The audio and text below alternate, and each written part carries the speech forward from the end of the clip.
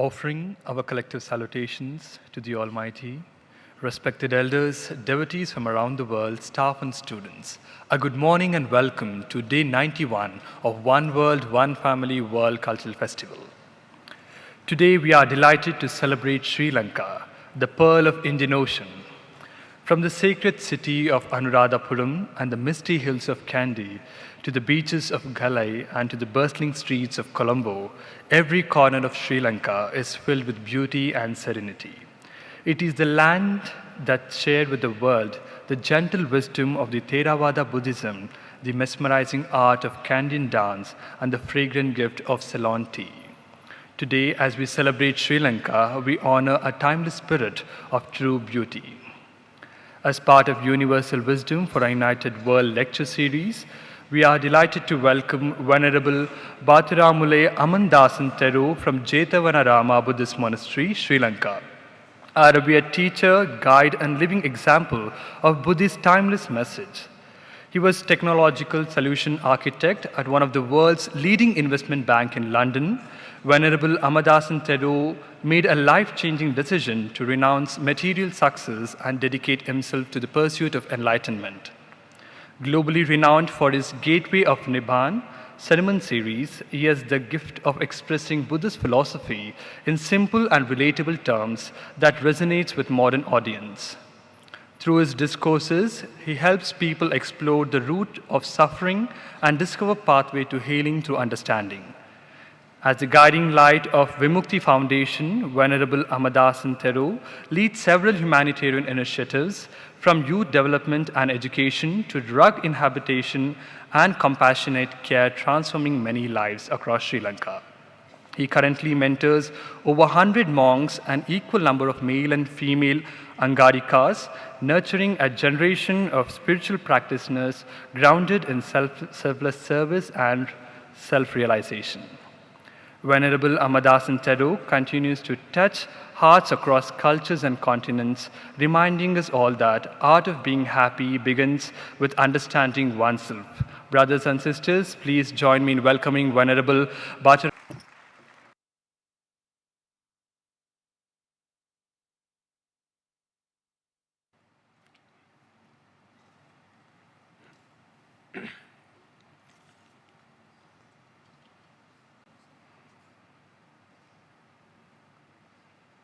With permission from the Noble Triple Gem, venerable members of the clergy, His Holiness Sadguru Sri Madhusudan Sai,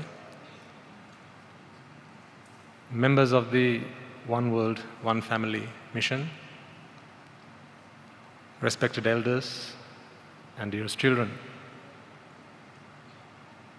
Sai Ram. This is my second visit to this beautiful ashram, and I think it is more true than ever before, something that I observed on my previous visit here. So,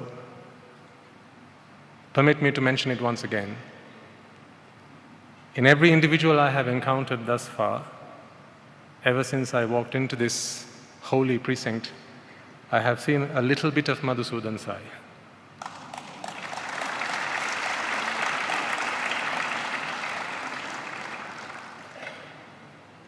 And it is truly fascinating. It is truly beautiful. It's truly breathtaking. I know that you're all here, not just here in this grand auditorium, but also here in purpose and spirit, because you believe in the purpose that your leader stands for.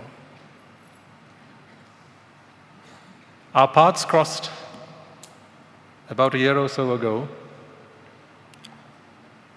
when Sri Madhusudan Sai visited our monastery in Sri Lanka. And he brought with him not just himself, but quite frankly, all of you. And so on that day, I was resolved to someday pay a visit to this ashram and to see the great hands, the great hearts, and the beautiful minds that make this mission possible. On my previous visit, I got to bump into a few of you, but on this occasion, I have this magnificent opportunity to speak to all of you. So, on behalf of the monastery, and my purpose today here is to speak as a spiritual leader for this occasion, representing my motherland.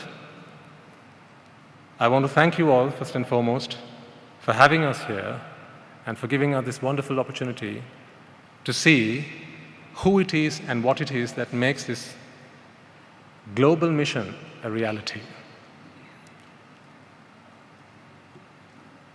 Religion. So we are working our way towards the Global Religious Summit, and we are now on day 91, aren't we? So we've got another 9 days of activity, energy, and this vibe. And from the bottom of my heart, I wish and pray that all this culminates in that beautiful occasion, that momentous occasion. I want all of you to think for a moment about this religious summit that you're all preparing for. A summit is a point where many paths converge. You find a summit typically at the top of a mountain or top of a hill. And if you stand at the foot of a hill, you will see that there are many paths, potentially, to get up to the top of the hill. But once you get to the top, or at least until you get to the top, you may not realize that all paths lead there. But for ones who have got to the top, they realize that those on these individual paths are all actually taking one step at a time to get to that summit. For me, that is what the World Religion Summit represents. See, if you ask me, ladies and gentlemen, what religion is, and you'd be forgiven for asking me that sort of a question because, well, I can't hide the fact that I'm a religious man. But then I'll be the one to first deny the fact that I'm also a religious man, because it is not religion that I represent. It is the truth. At the summit of all these paths that religion takes, we must all find that there is one truth. And there can't be multiple versions of the truth, can there? There can only be one version of the truth. If we can appreciate that all religions are a vehicle that help us navigate this hill to get to the top where we can experience the truth that life awaits for us, then I think we have found the purpose behind religion. Now, when we talk about religion, I mean, in a monastery or an ashram like this, it is very commonplace. We can talk about religion quite freely. But I personally, over the last 10 or so years, I have been a monk. When I visit places, institutions, and we talk about religion, it's a very sensitive topic in many places. Can't say everywhere, but in many places it's quite a sensitive topic. So much so that sometimes when they see that we are religious folk, they turn around and walk away. And that is such a pity, I think. I think that happens when we forget what religion stands for, the purpose behind religion. And partly you can't blame people for thinking like that, because although we talk about religion, when you look around the world, the very thing that was introduced or that was brought about to bring harmony, peace, and unity, it appears to be that it is exactly what causes divide, division, segregation, discrimination, to the extent that today we might even be invited to talk to an audience, a religious gathering. I don't mean necessarily this audience, but if I were to speak to religious leaders or people who represent a particular religion, or any religion for that matter, I might even be encouraged or invited to speak about religious harmony, religious peace, and religious unity, cooperation. Don't you think that that defeats the purpose of religion altogether? In fact, is that not the greatest irony of all? If I had to speak to a gathering of religious individuals and I had to invite them and encourage them to unite, to think as one, to work together, to cooperate, to see each other as your own brothers and sisters, if I had to do that to people of a religion or people who identify themselves as those of religion, don't you think that we've missed the point altogether? It is not a religion's fault. It is simply the fact that religion has been placed in the hands or the hearts or minds of people who are not wise enough to understand what religion is there in the first place for. It is not an instrument of division, ladies and gentlemen. It is an instrument for unity. And as I mentioned earlier, it has to be the journey, it has to be a vehicle that takes us to, that converges us to a single purpose. And that is that purpose that we need to be aware of and come to an awareness of. Because without purpose, nothing is of any use. If I couldn't understand the purpose of this glass, this would just be a paperweight. It would be of no use to me. Purpose is everything.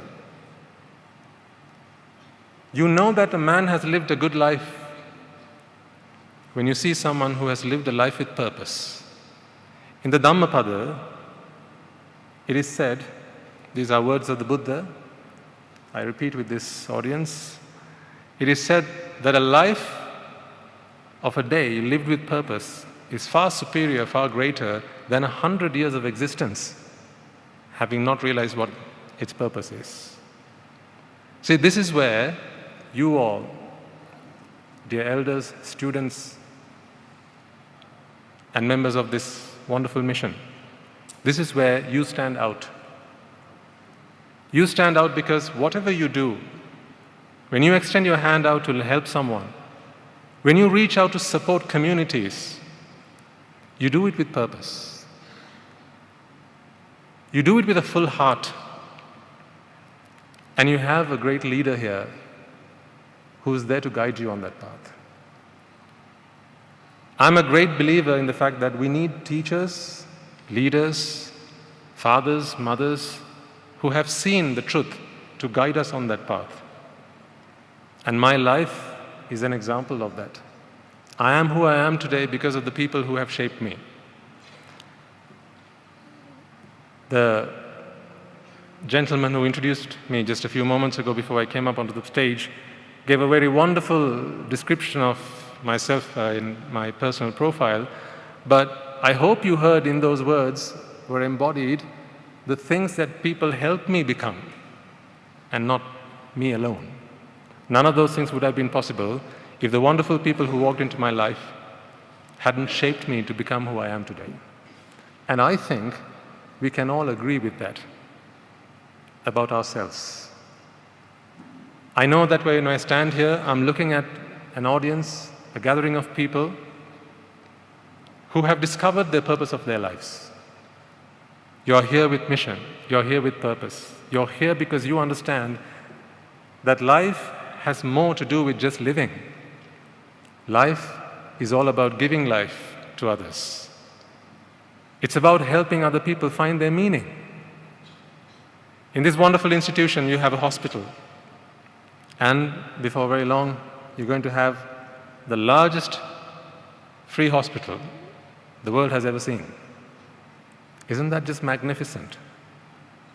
On my previous visit, I had a wonderful opportunity to visit the hospital and meet with the director and many of the other members of staff. And on that occasion, I was also reminded that this is a little anecdote. I don't know whether it is true or not, but I think it has an essence which is what's most important. It is said that on one occasion, a visitor visits NASA, the Space Exploration Agency, in the States and they see a janitor cleaning the floors. And so he asks, "What is it you're doing?" This is around the time when Neil Armstrong was supposed to land on the moon. So this gentleman replies, he's only a janitor, he replies, "I'm doing what I need to do to put a man on the moon." But his purpose was simply to clean the floors, wash the toilets. So when I visited the hospital, there were nurses, there were support staff, there were doctors. The place was buzzing with love, affection, energy, and spirit. And they were all striving to help people discover the purpose of their lives. Every human being that we come across, ladies and gentlemen, have the potential to make a difference. Otherwise, the powers that be, let's call that God, would not have put us here. We all have the potential for that. Think about this for a second. When we are out and about, when we are in other audiences, when we are in and amongst people, aren't we always very careful about our conduct? We always watch out for what we say, how we do, how we come across to other people, the way we dress, the way we walk, right? We're always very conscious about how we represent ourselves. It is because it's not just us we represent. We represent our parents.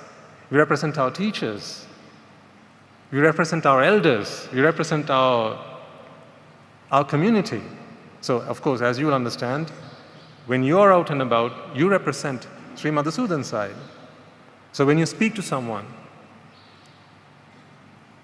when you extend your hand to someone to help someone, when you greet someone, you know that you are a representation of him. It is said that we are all created in the shape of God. So then, our purpose is to represent God on earth.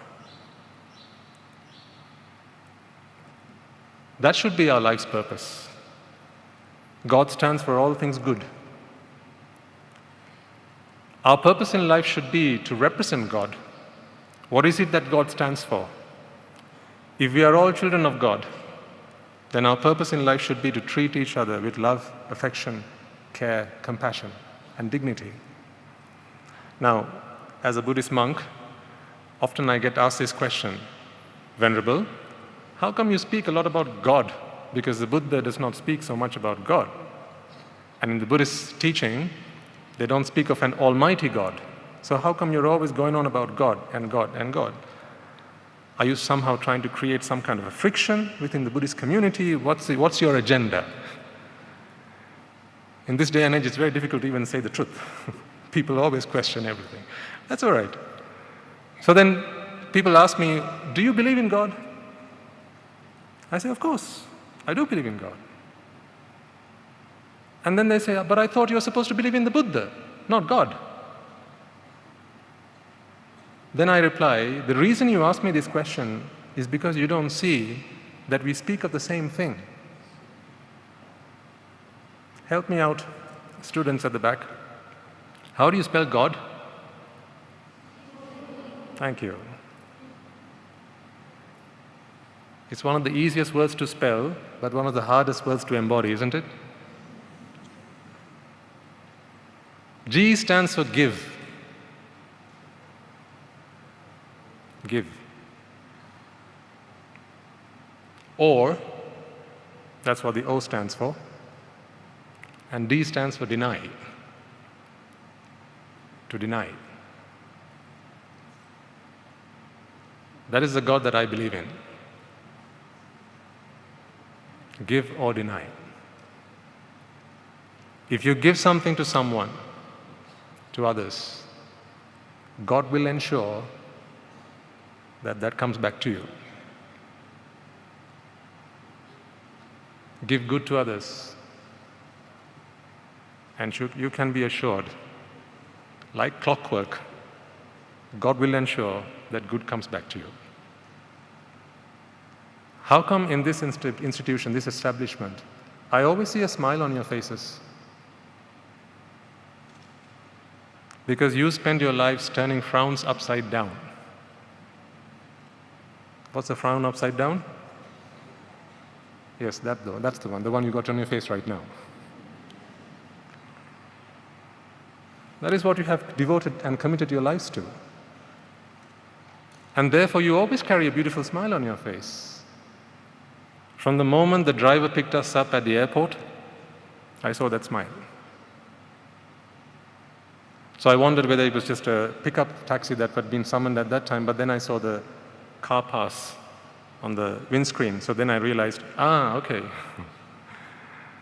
This is from our home away from home.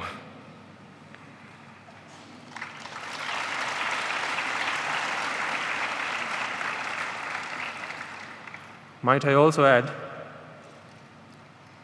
at our monastery, we now number 200 monks, just over actually. We had an ordination ceremony just a week ago.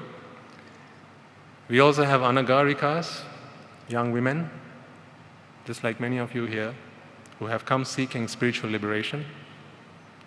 We have almost 300 children in our care who are also on the pursuit of seeking that purpose in life.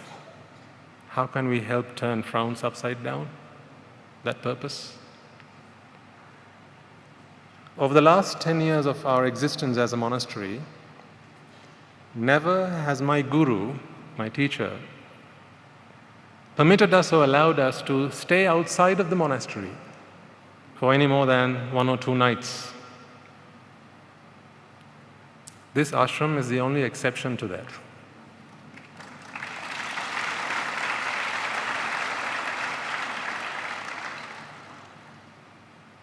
In a few weeks' time, several of our monks and several of our anagarikas will be arriving in this holy institution, and they'll be spending the next 3 to 4 years in your presence.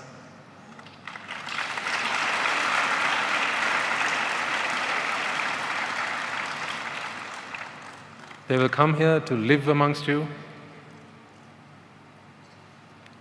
to work amongst you, to be part of this one world, one family.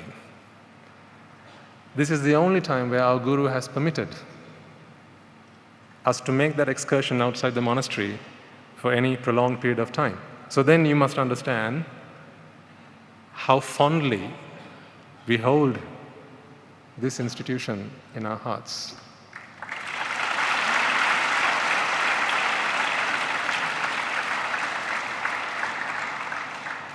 And do you know why that is?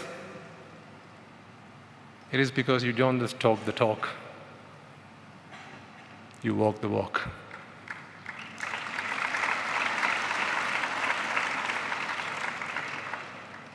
Right from the great man who takes seat on this throne, it is deserved, that term is deserved, on this throne, from which he emanates his love and compassion. He encourages goodwill and well-being for all. Love one, love all. The love, affection, care, compassion that you embody within yourselves. To me, that is what religion is. If you cannot embody love, if you cannot embody camaraderie, if you cannot be a shining example of the fact that underneath our complexion we're all the same, then you have lost the purpose of religion. And it is when that happens, you find that one has to talk to an audience about religious harmony, religious peace, religious cooperation, because actually, like I said again, that is the biggest joke of the century. Because if you have to talk to an audience how to coexist, and if they're religious, then they're anything but religious. So religion is not a divisive instrument, ladies and gentlemen, but in the wrong hands, in the wrong minds, minds without wisdom, it can be. It's like a knife. Must you be wary of a man who carries a knife? Is he a threat? Does he pose a risk, a danger to you? Walk into that hospital once again. In the operating theaters, you will see many men and women with knives in their hands. They don't pose a threat. That's not danger. There's no risk there because they hold it to heal, not to hurt. And religion is the same. Religion is a wonderful instrument. Therefore, only when you can see the summit of religion, the purpose behind all religions, which is to aspire to understand, to realize the truth, a universal truth. And that truth is a truth for Muslims, it is the truth for Hindus, it is the truth for Buddhists, it is the truth for Christians, for Catholics, for all religions. The truth. The truth is the purpose of why we are here. People ask then, what is spirituality? I've heard on an occasion Swami say, spirituality is fearlessness. I agree.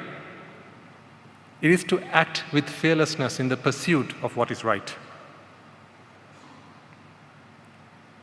The greatest fear that we have, ladies and gentlemen, is not the fear of others.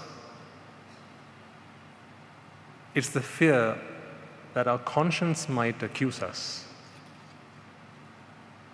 That's the greatest fear that we have. That our conscience might accuse us. So here's my invitation to you. If you want to live a spiritual life, this might be me teaching you to suck eggs here, so it is not intended with that, because you're all a very spiritual people. That is what has brought us here together. But if you wish to live a spiritual life, bear this in mind. Whenever we do something, there are two things to consider.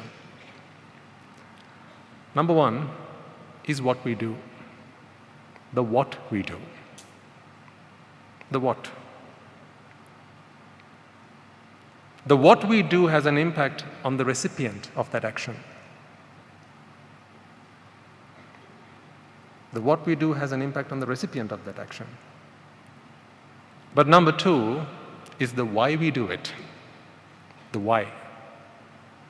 The why we do something has an impact on the doer.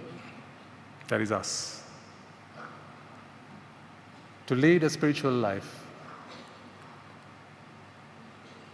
I invite you to ensure that you have a good why behind every action you take. Sometimes the what might be a failure. Sometimes the what might not manifest, might not materialize the way that we expect them to, and that's okay. You know that the hospital coming up is going to be a miracle, nothing short of that. And I know that you're all steadfastly working towards that goal, and I know that the people behind the scenes, who are always people behind the scenes, they never come forward to show their faces, such is their humility and humbleness. They think of nothing more than making sure that that day, when the 100th day arrives, when on that 100th birthday of Sai Baba, the hospital will open. So that is the what.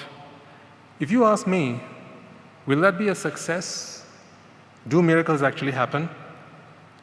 Frankly, I'm more concerned about the why. So, let me put it this way as I make my concluding remarks. Including that grand project that is the hospital and any other endeavor that you're all invested in,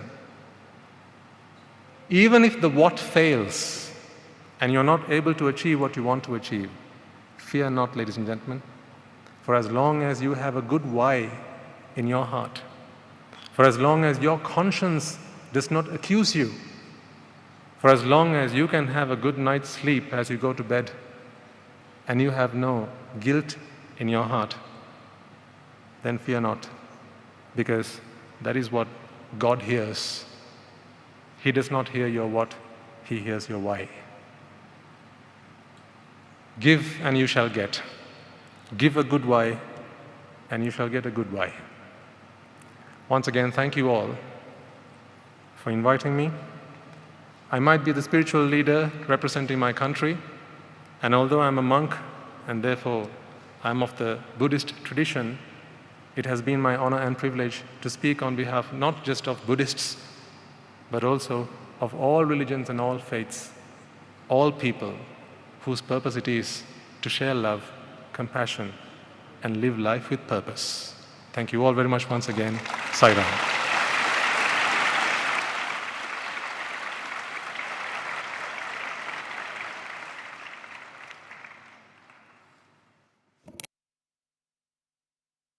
We extend our heartfelt gratitude to Venerable Amadasan Thero for sharing his wisdom of how religious harmony leads to the world peace. We now invite Professor Sri Kantamurthy, Vice Chancellor, Sri Sathya Sai University for Human Excellence, to extend our token of love and appreciation to Venerable Bhattiramulu Amadasan Thero.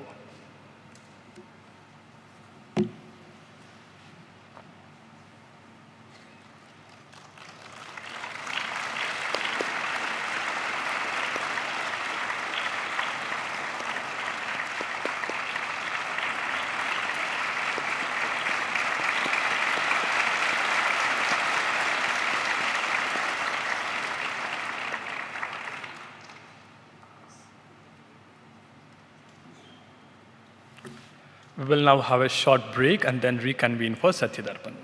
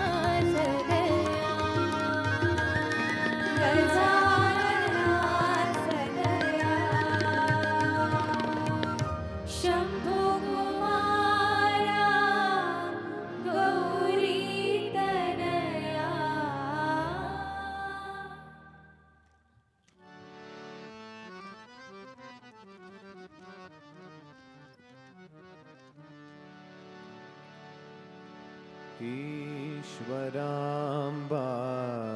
प्रियतनया Sai Narayana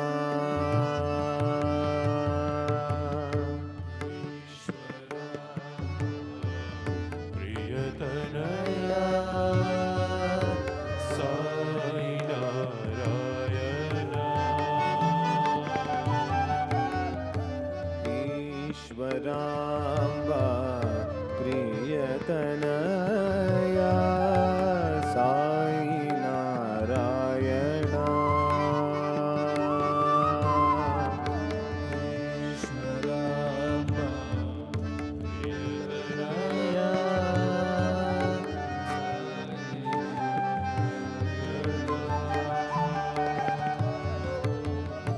Sai Narayana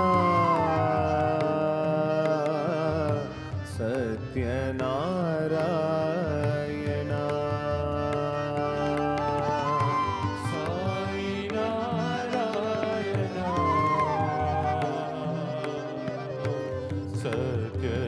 Satyanarayana Sai Narayana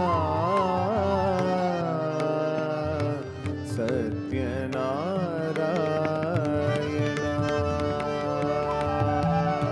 Sai Narayana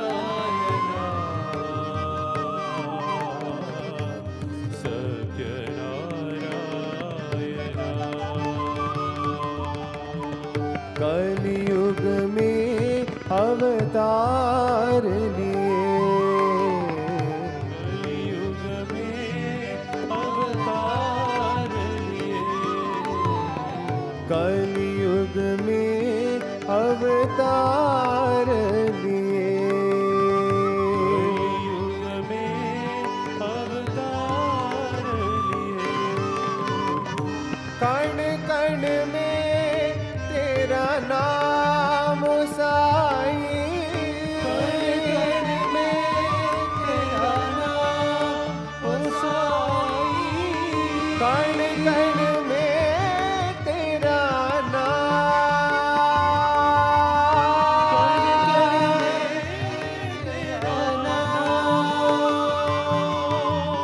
कण कण में तेरा नाम साई कण कण में तेरा नाम साई कण कण में तेरा नाम कण में तेरा नाम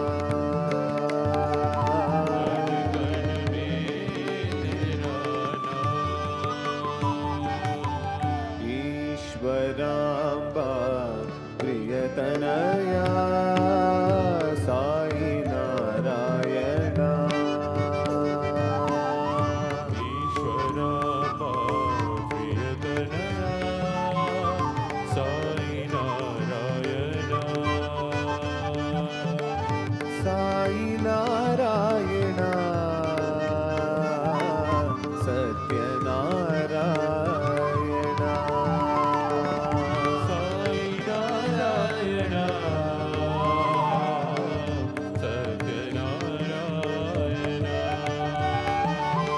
कलियुग में अवतार लिए कलियुग में अवतार लिए कण कण में तेरा नाम साई कण कण में तेरा नाम साई कण कण में तेरा नाम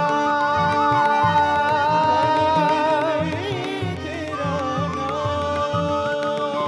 कण कण में तेरा नाम ओ साई कण कण में तेरा नाम ओ साई कण कण में तेरा नाम कण कण में तेरा नाम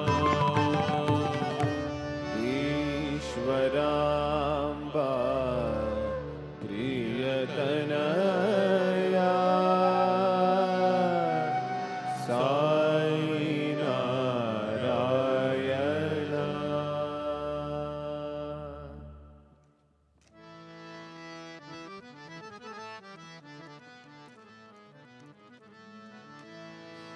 श्री गुरु प्रतिवासा श्री गुरु प्रतिवासा श्री गुरु प्रतिवासा श्री गुरु प्रतिवासा साई ब्रह्मा विष्णु महेश साई ब्रह्मा विष्णु महेश साई ब्रह्मा विष्णु महेश साई ब्रह्मा विष्णु महेश श्री गुरु प्रतिवासा श्री गुरु प्रतिवासा अल्लाह भी तुम हो मौला भी तुम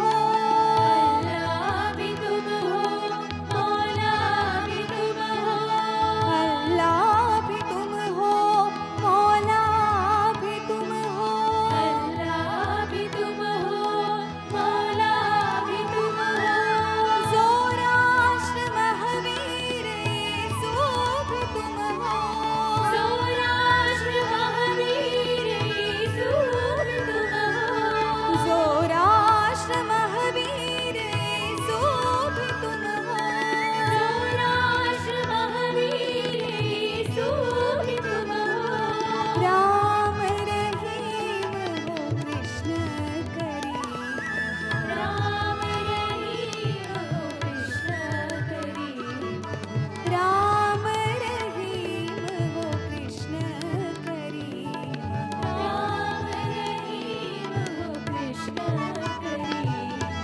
श्री गुरु प्रतिवासा श्री गुरु प्रतिवासा साई ब्रह्मा विष्णु महेश साई ब्रह्मा विष्णु महेश श्री गुरु प्रतिवासा श्री गुरु प्रतिवासा अल्लाह भी तुम हो मौला भी तुम हो अल्लाह भी तुम हो मौला भी तुम हो ज़ोराष्ट्र महावीर यीशु भी तुम हो ज़ोराष्ट्र महावीर यीशु भी तुम हो राम रहीम हो कृष्ण करीम राम रहीम हो कृष्ण करीम राम रहीम हो कृष्ण करीम राम रहीम हो कृष्ण करीम श्री गुरु प्रतिवासा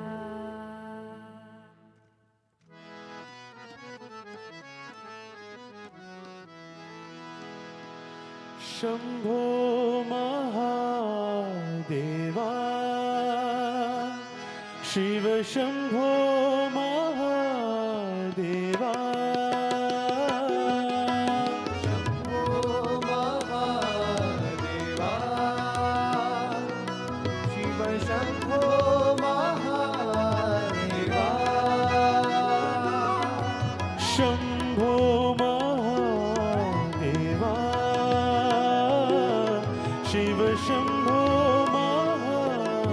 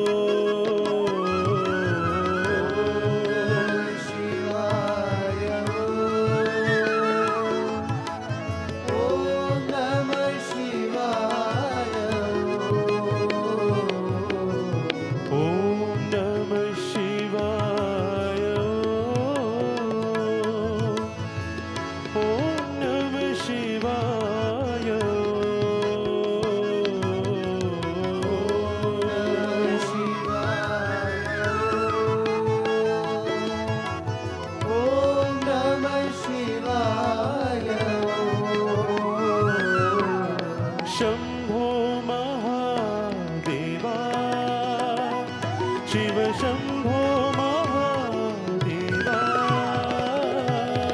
शम्भो महादेवा शिव शम्भो महादेवा हर हराय भव भवाय शिव शिवाय नमो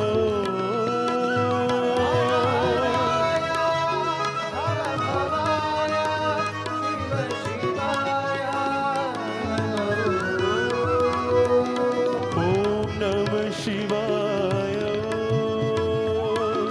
ॐ नमः शिवाय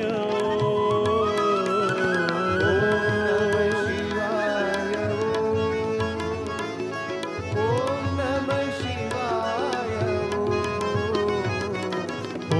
नमः शिवाय ॐ नमः शिवाय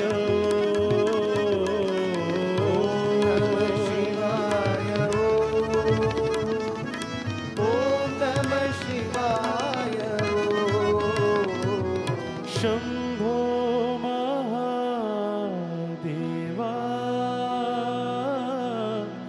शिव शम्भो महादेवा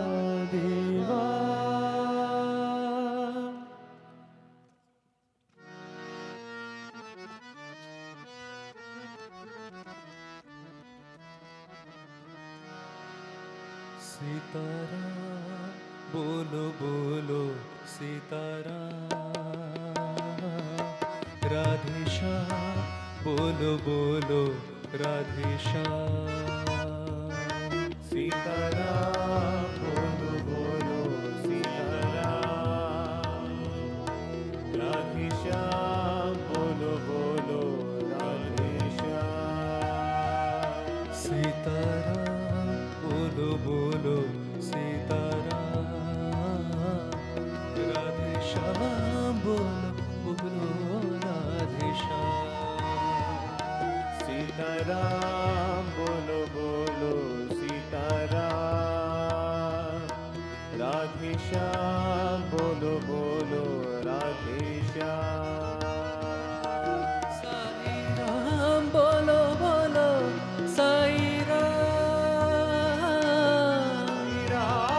बोलो बोलो साई राम साई राम बोलो बोलो साई राम साई राम बोलो बोलो साई राम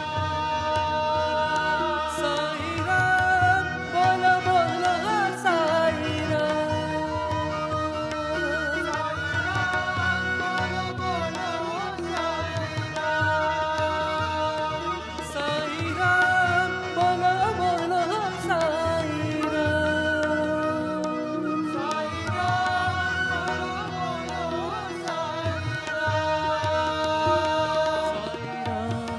बोलो बोलो साई राम साई राम बोलो बोलो साई राम साई राम बोलो बोलो साई राम साई राम बोलो बोलो साई राम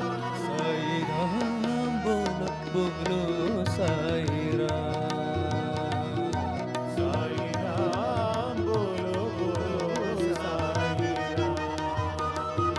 साई राम बोलो बोलो साई राम साई राम बोलो बोलो साई राम सीताराम बोलो बोलो सीताराम राधे श्याम बोलो बोलो राधे श्याम सीताराम बोलो बोलो सीताराम राधे श्याम बोलो बोलो राधे श्याम साई राम बोलो बोलो साई राम साई राम बोलो बोलो साई राम साई राम बोलो बोलो साई राम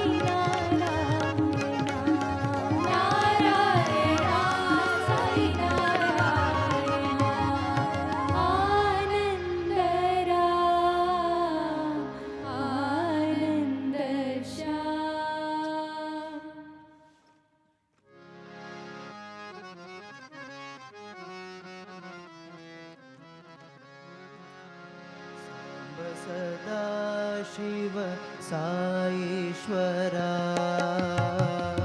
सांब सदाशिव साईश्वरा सांब सदाशिव साईश्वरा सांब सदाशिव साईश्वरा गंगाधरा हर गौरी शिवा गंगाधरा हर गौरी शिवा गंगाधरा हर गौरी शिवा गंगाधरा हर गौरी शिवा सांब सदा शिव साईश्वरा सांब सदा शिव साईश्वरा नटन सुंदर नटन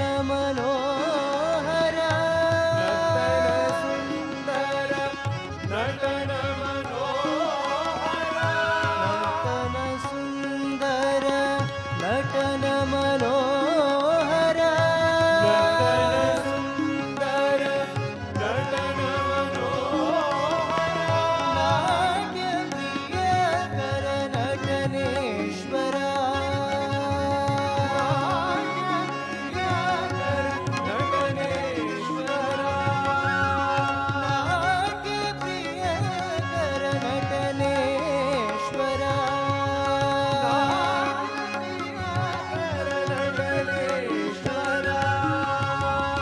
नाट्य प्रिय कर नटनेश्वरा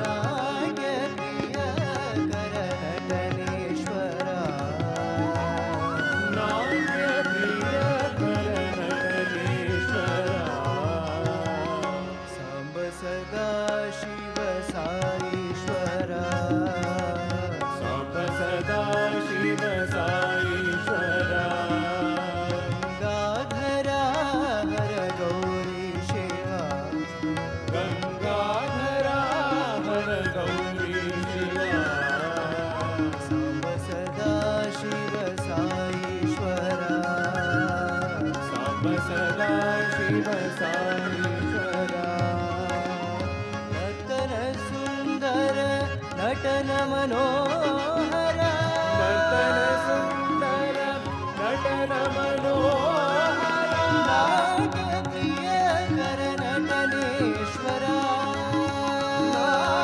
प्रिय कर नटनेश्वरा नाट्य प्रिय कर नटनेश्वरा नाट्य प्रिय कर नटनेश्वरा नाट्य प्रिय कर नटनेश्वरा नाट्य प्रिय कर नटनेश्वरा सांब सदा शिव साईश्वरा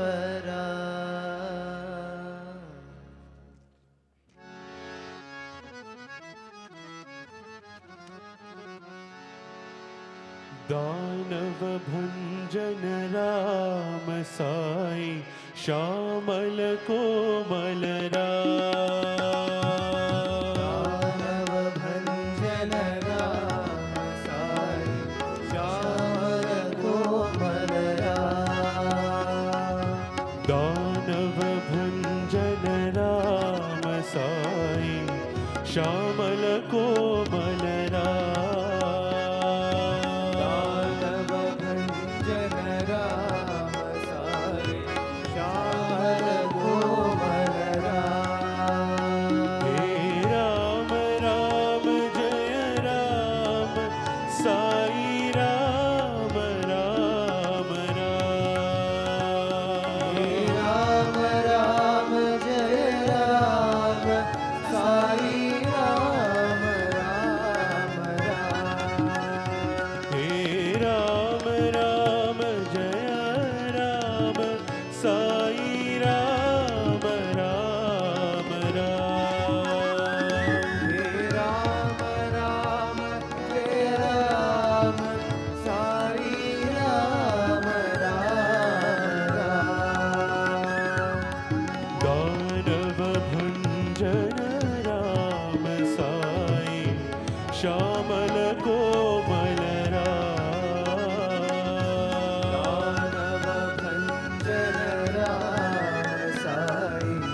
श्यामल कोमल राम दशरथ नंदन राम साई दया सागरा दशरथ नंदन राम साई दया सागरा दशरथ नंदन राम साई दया सागरा दशरथ नंदन राम साई दया सागरा दीनों के प्रभु राम साई राम राम राम प्रभु राम साई राम राम हे दीनों के प्रभु राम साई राम राम राम के प्रभु राम साई राम राम दानव भंजन राम साई श्यामल कोमल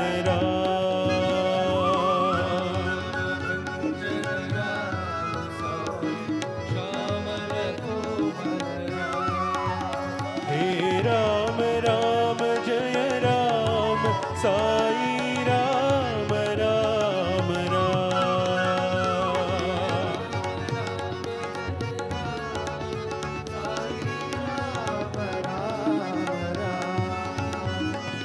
दशरथ नंदन राम साई दया सागरा दशरथ नंदन राम साई दया सागरा दीनों के प्रभु राम साई राम राम राम दीनों के प्रभु राम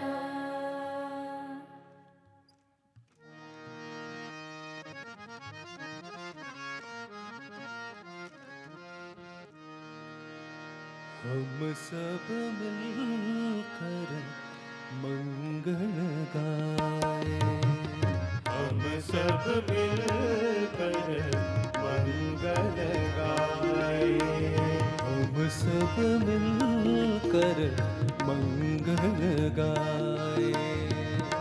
सब मिलकर मंगल गाए।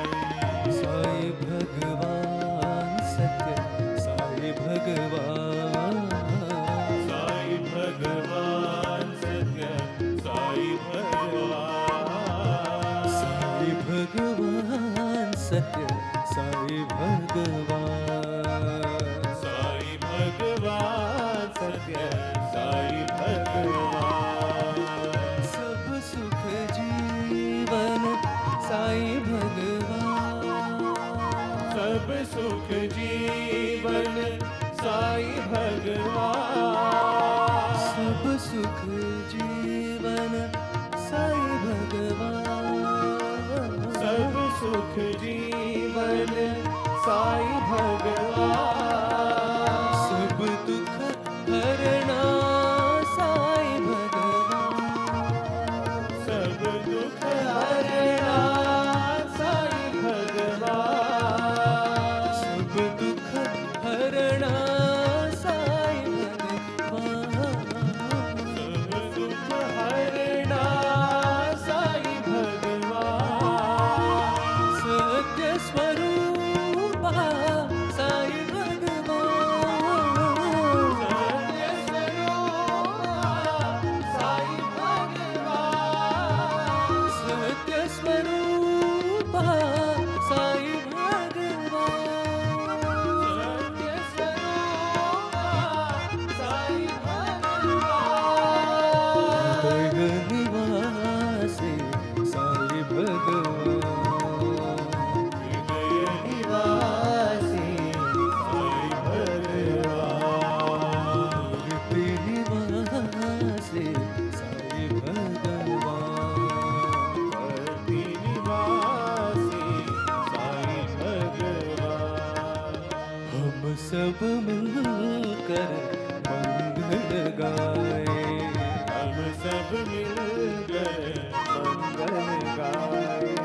साईं भगवान सत्य साईं भगवान, साईं भगवान सत्य साईं भगवान, साईं भगवान सत्य साईं भगवान, साईं भगवान सत्य साईं भगवान, सब सुख जीवन साईं भगवान, सब सुख जीवन साईं भगवान, सब दुख हरना साईं भगवान, सब दुख हरना साईं भगवान, सत्य स्वरूपा साईं भगवान, सत्य स्वरूपा साईं भगवान, हृदय निवासी साईं भगवान, हृदय निवासी साईं भगवान, मुक्ति निवासी साईं भगवान, भक्ति निवासी साईं भगवान, साईं भगवान सत्य साईं भगवान, साईं भगवान सत्य साईं भगवान, साईं भगवान सत्य साईं भगवान, साईं भगवान सत्य साईं भगवान, साईं भगवान सत्य साईं भगवान, साईं भगवान सत्य साईं भगवान, साईं भगवान सत्य साईं भगवान, साईं भगवान सत्य साईं भगवान, साईं भगवान सत्य साईं भगवान, साईं भगवान सत्य साईं भगवान, साईं भगवान सत्य साईं भगवान, साईं भगवान सत्य साईं भगवान, साईं भगवान सत्य साईं भगवान, सत्य साईं भगवान,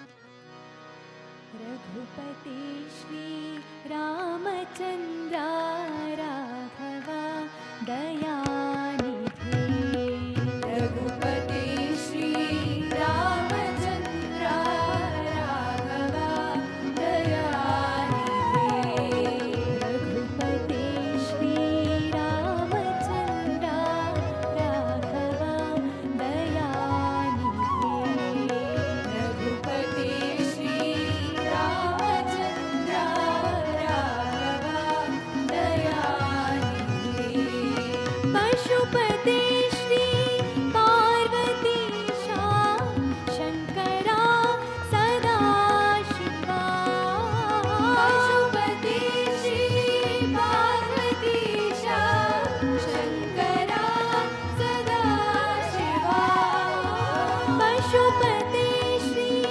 पार्वतीशा शङ्करा सदा शिवा पशुपते श्री पार्वतीशा शङ्करा सदा शिवा माधवा श्री राधिकेशा गोविन्दा हरे कृष्ण माधवा श्री राधिकेशा गोविन्दा हरे कृष्ण माधवा श्री राधिकेशा गोविन्दा हरे कृष्ण माधवा श्री राधिकेशा गोविन्दा हरे कृष्ण रघुपते श्री रामचन्द्र राघवा दयानिधे Offering our collective salutations at the lotus feet of our beloved Sadguru, respected elders, devotees from around the world, staff and students, a very good morning and warm welcome to Satya Darpan. Yesterday, Sadguru began his discourse by stating that the singular defining quality of a Brahmagnani is desirelessness. He said only an ignorant person fails to discriminate truth from untruth, reality from falsehood, and permanent from the impermanent. This inability arises from avidya, ignorance, karma, desire, and karma, action. Therefore, one must remain vigilant about one's desires, karma, as they lead to actions, karma, which in turn binds the individual to the cycle of worldly existence. While elucidating the 24th sloka, Sadguru explained that for a jnani, the mind is shunya chitta, an empty and tranquil state of mind. Even though a jnani may appear to be performing various actions, he acts spontaneously, without expectations of appreciation or reaction to criticism. He perceives himself merely an instrument of the divine. Sadguru concluded by saying that just as sleep naturally occurs to a person, for jnani, the state of inner rest and stillness is constant. They always remain in deep peace, as if in a perpetual state of thoughtless state. Now we pray to Sadguru to bless us all of us with his divine discourse.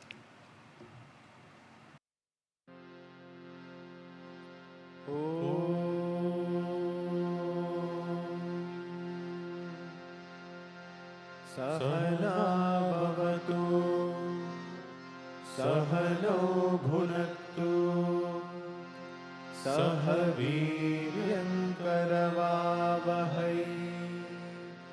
तेजस्विनावधीतमस्तु मा विद्विषावहै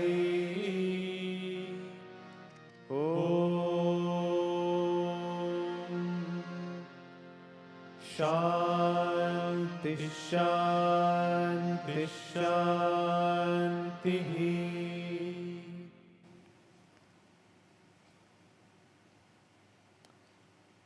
When we started the university, we had to look for a motto, like all universities have. And we selected the motto from Bhagavad Gita, which is Yogaha Karmasu Kaushalam.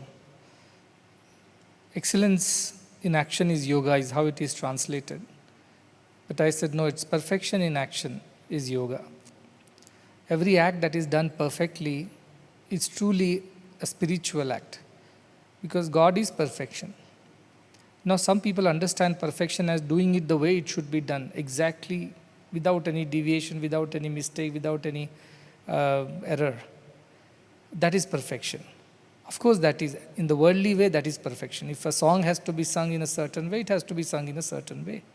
It has to be sung in certain raga or notes, it has to be sung in that. You can't mix and match and mess that up. Similarly, a surgery has to be performed, or something has to be taught or built or said or done.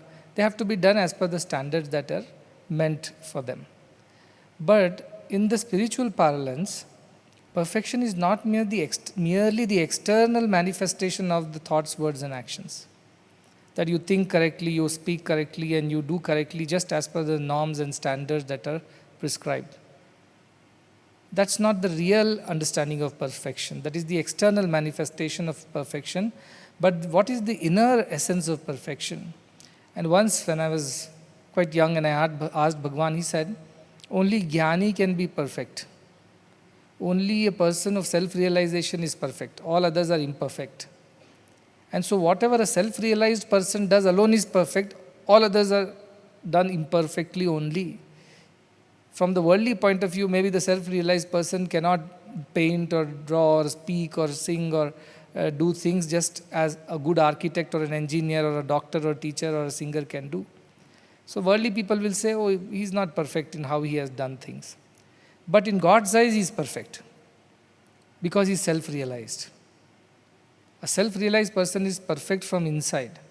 So outside, whatever it does, even though it may not meet the standards of perfection as ordained by the authorities or the experts or the people around, yet his action is considered perfect by God.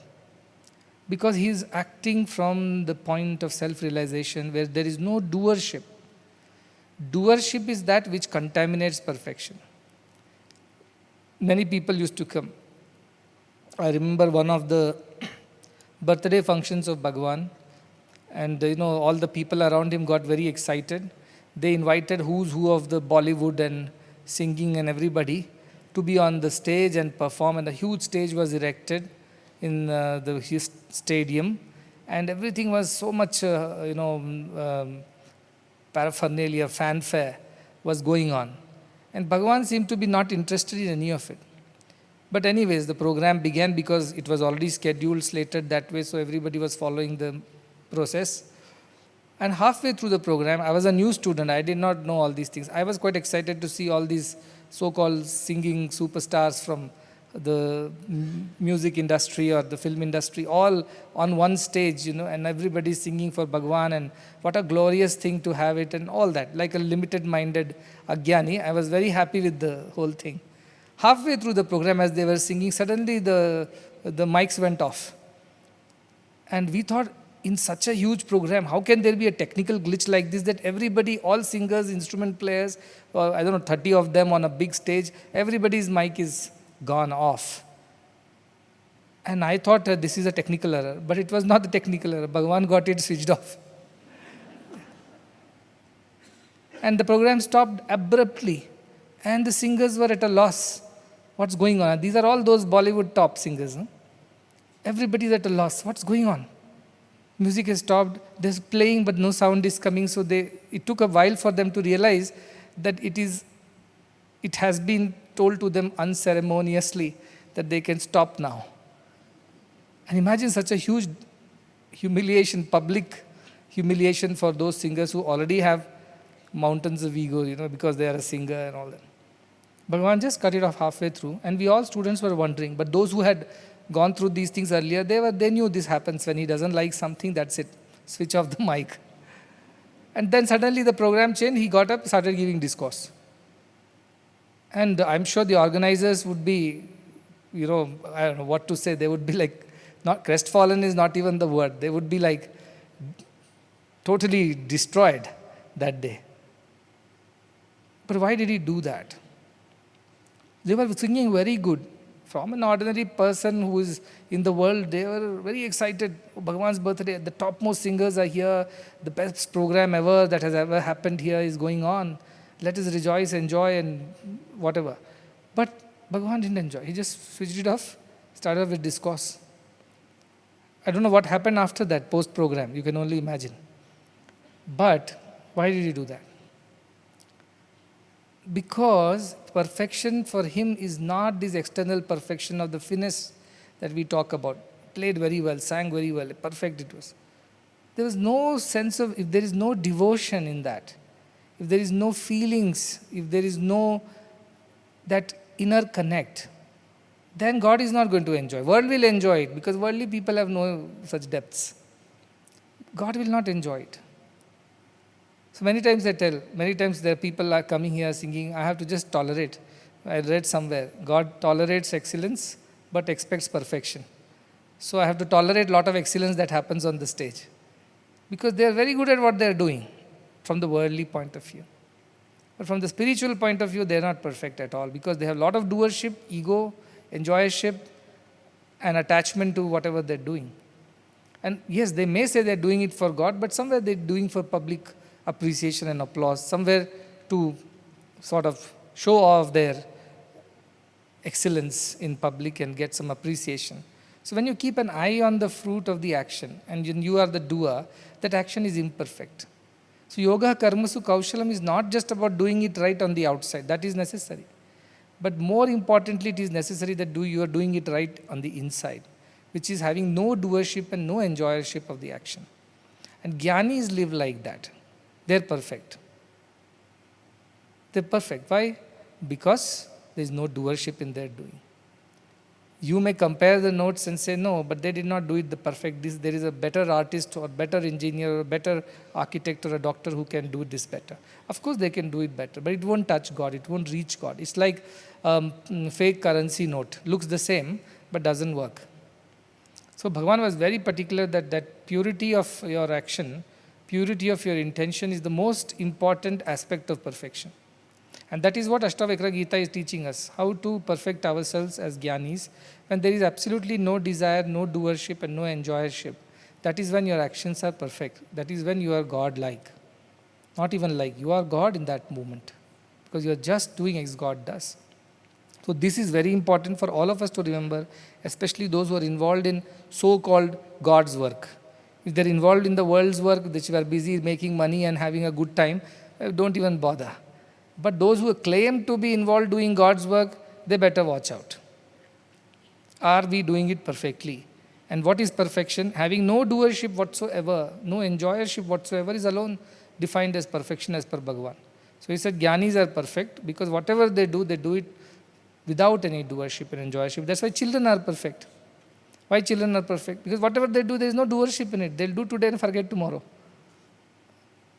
Do they make drawings and show me? Most of them are my caricatures, not even sketches. Far, far away from any resemblance of mine. And I'm so particular. And they are like, destroyed all my expectations. But in their imagination, they have done it perfectly. They are enjoying their creation. For them, whatever that thing is, one round circle on top and one big circle below and few lines coming out from here and there, that's me. And they don't forget to put the shalya, that is my signature style. So that they put. And then that is how I know that this is me in that picture. Otherwise you think this is some cartoon character from somewhere. But the child is so happy and expects me to sign it. And I wonder if I sign this, he'll think this is the standard and this is how I like it. And all his life he'll be making my drawings like that. So I wonder whether you should sign or not. So most of the time I just bless and say, it's good, you work on it, improve further.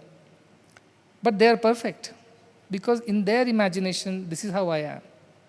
And they have no doership in it. The same thing, a big artist comes, puts up a big portrait and I just walk by and don't pay attention and I say a word of appreciation, he would be so hurt. He would be angry. He would never come back again, never draw me again in my life. Why? He's hurt. His ego has been hurt. A child is not like that.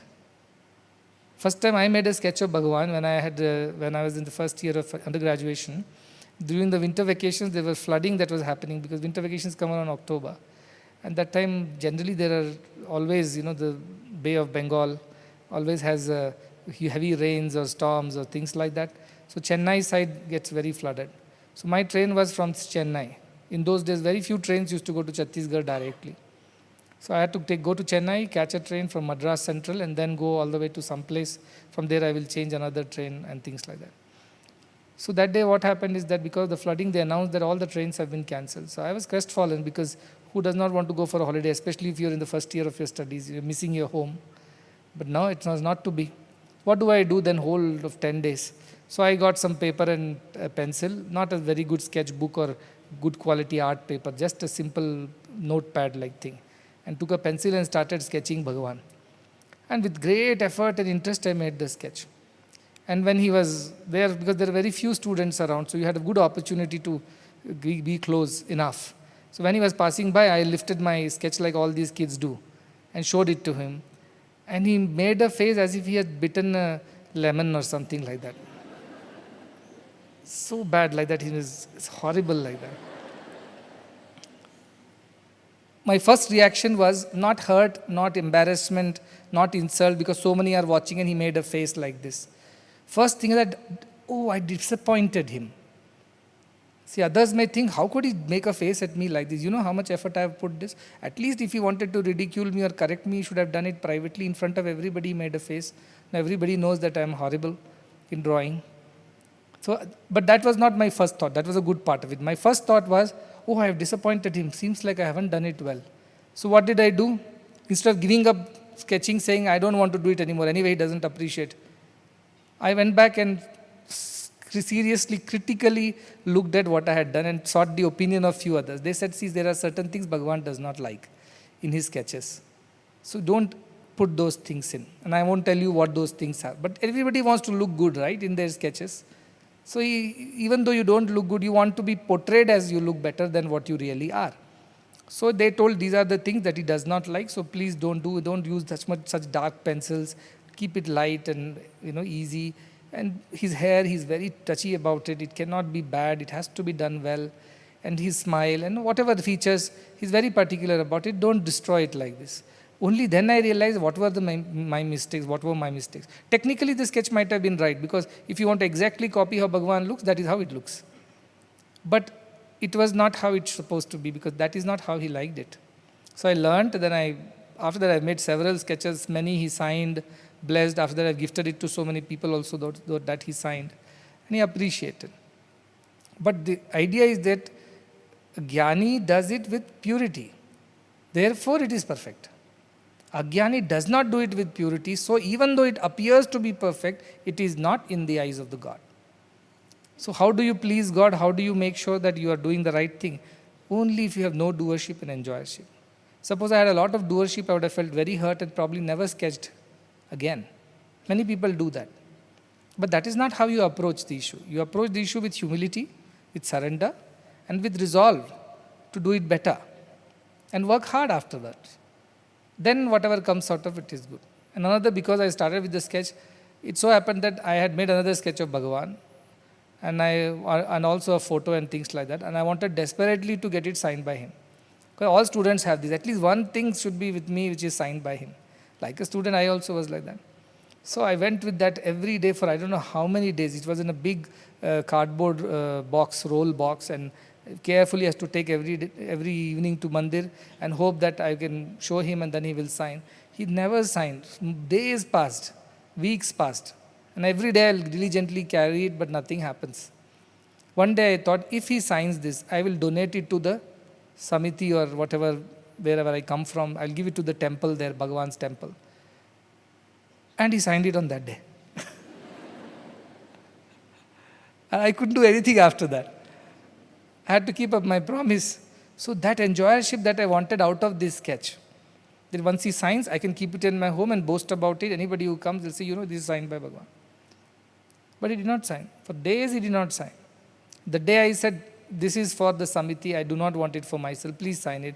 He called for it, signed it and gave it back. And then I had to give it to the Samiti. I couldn't keep it with me. So God has various ways to teach his lessons. Various ways. And only a surrendered student can learn. A student who has no surrender, no humility cannot learn. So with God, the only thing that works is purity of your heart and total surrender to the will. Then whatever you do becomes perfect. Then he enjoys that perfection. Even if it's badly done caricature of a child, he would still appreciate saying how good it is. And even if the biggest artist lands with the best of the portraits, he's not going to bother about it. This I have seen any number of times, and even I go through the same feeling. So now I know why he used to be like this. We used to think he's so rude to the musicians, he was so rude to the artist. But he was not rude. He was being himself. Because a child is not rude, child is himself. Child does not like it, he'll spit it out, that's it. He doesn't care which chef made and which hotel it came from and who is involved. He just spit it out saying, I don't like it, that's it. God is like that. Jnanis are like that. They are unafraid of consequences of their behavior. They are unafraid because they have no dependencies and no desires. If I displease somebody, tomorrow he'll become my enemy, because of which I will not be able to benefit from this relationship. These ideas don't exist in them. Govindadji was telling me one day a story that somebody came with a check to Bhagavan and donated. He took the check, and Bhagavan was always running such huge institutions. It was not easy for him. But it was a check of 3 crore rupees, I believe. And that check was donated to Bhagavan, and he took it and he was going in the car. And then he showed it to Govindadji, saying, you know what is there in this? He opened and showed there is a check for 3 crore rupees. And then in front of him, he tore it into pieces and put it aside. He said he thinks, means the devotee thinks, he can buy me with this money. This is what Bhagavan's remark was. In those times when he had taken 200 crore loans to do the water project, in that time 300 crore mattered. This is 1996, 97 maybe. 3 crore was a lot. Today it would be worth 10 crores maybe, within whatever time value of money. Tore it. He said, this man thinks he can buy me with this money. So what is donation to him? What is offering to him? If it is not done with purity, it will never reach God. That's why I always say, keep your thoughts pure. Don't do it for your sake. Don't do it even for others' sake. Do it only for God's sake. Because that is when it becomes perfect. And whatever you offer, however, in the worldly point or parallels, not so good, still you will accept it and enjoy it. But if you do it really well and you have a lot of ego behind it, it won't go anywhere near God. It will remain outside only. So we were there in some shloka now, where a beautiful shloka we learnt in 18.26 that time, just for the recall of it.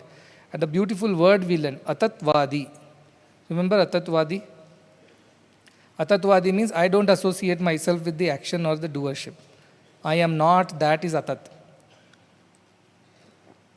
Like children say, the vase broke. They never say, I broke the vase. Atatvadi, I am not associated with the breaking of the things. That happened. How? How did it happen? The vase jumped off over the table. I don't know, they'll say. I don't know, I can't explain, it just happened. It fell and broke. Atatvadis, Jnanis are like that. How did you build this hospital? I don't know, it just happened. No, that can't be the answer. But that is the answer. That is the real answer. Or something goes wrong. How did it go wrong with you being around? I don't know. It was meant to be happening this way. I think it just happened. Now, what were you doing then? I was not doing anything. I was never doing anything here. I was just there. Things happen. Because for Jnanis, no doing happens. Things happen on their own. That is how they think. Like children think. So Atatvadi is the children. Today also is Children's Day. They say 14 November in India at least we celebrate because of his birthday of Pandit Jawaharlal Nehru, the first Prime Minister of India, and he was very fond of children.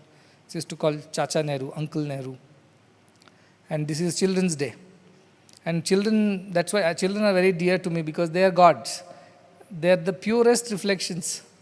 And with all that, the naughtiness or little bit of mischief and sometimes a little disobedience, with all that put together also they are really gods. When we grow up, we become impure. Bhagavan used to say that the rainwater comes pure, but if it falls in Ganges, river Ganges, it becomes pure. People would worship.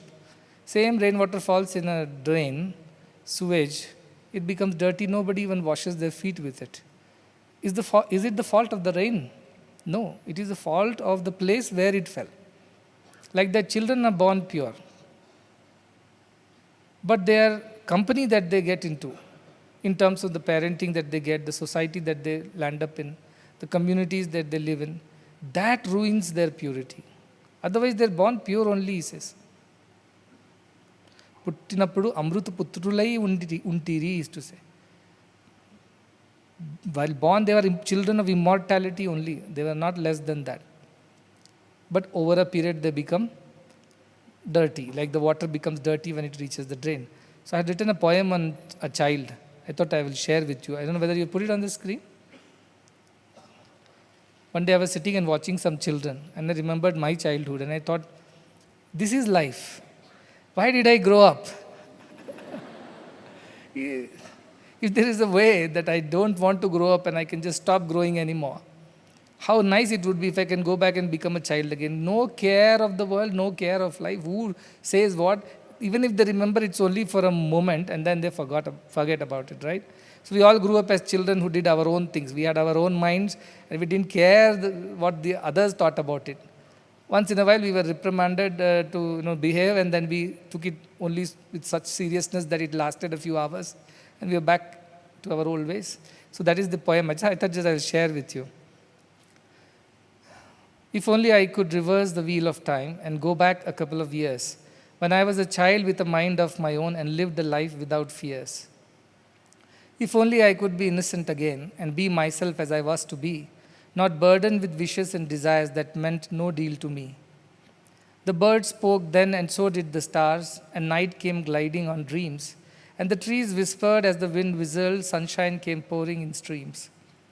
When the world was a far, far happier place, made of a few homes on a street, and everyone knew everyone and everyone else, with not a stranger to greet. Life was simple, mostly food and fun, worries of the world were unknown, and I could ask anything from anyone, no guilt, no regrets to be shown.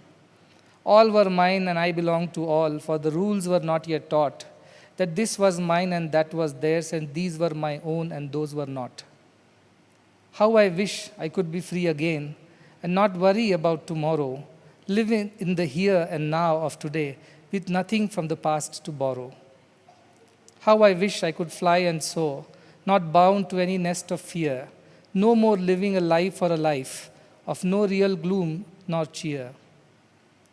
In the sorrows of others may I shed tears and smile when others smile, knowing that both are passing clouds and living is worth its every while. May I be child again, yes, a child not just of innocence but of immortality, and dream away a life and live away a dream, every moment being eternal in its entirety. That is why I love children, because they live like that. We would go and ask anything from anybody without any regrets and shame. Parents will be ashamed. How could you ask? How could you say such things in front of them? You have ruined my reputation and all that. Once my father took me somewhere for a dinner to somebody's wedding. They had insisted that my mother also comes. But my father said, no, we just two of us will go. We'll quickly greet them and come back. But when you go there, tell them that your mother is not here, she's sick, and therefore she cannot come. When I went, I was eating happily, and the uncle whose marriage was that, he asked me, what happened, your mother didn't come? Oh, she's at home. Is she sick? No, she's all right. My father brought me back home and gave me good spanking after that. Saying, how could you, I taught you so much, I trained you, I coached you, and you went and ruined it all there. I said, but I didn't remember that I have to lie, because naturally children don't lie. They have to be taught to lie. Otherwise, they tell the truth. So I just spoke the truth. And then I realized I shouldn't have done this. Who taught me this? The society taught me this. To pretend, to be untrue, to lie, to be dishonest. I didn't learn and come on my own. People taught me. That is how I was ruined. So that is the idea. Children are so pure, they tell you as it is. They don't like it, they say they don't like it. No sugarcoating it. And they like it, they just grab it without even asking you. That is why I love children. When they come to the interview, I enjoy talking to them, because they'll tell you whatever it is, that how their parents fight at home and how they speak things against. They tell you everything if you just ask them a little bit. So children are the best. Nobody should grow up. If it was in my control, I wouldn't allow anybody to grow up beyond 5 years. But that's how it works. But then Jnanis are like children. They might be 70 years old, but they're like children, 5-year-old children.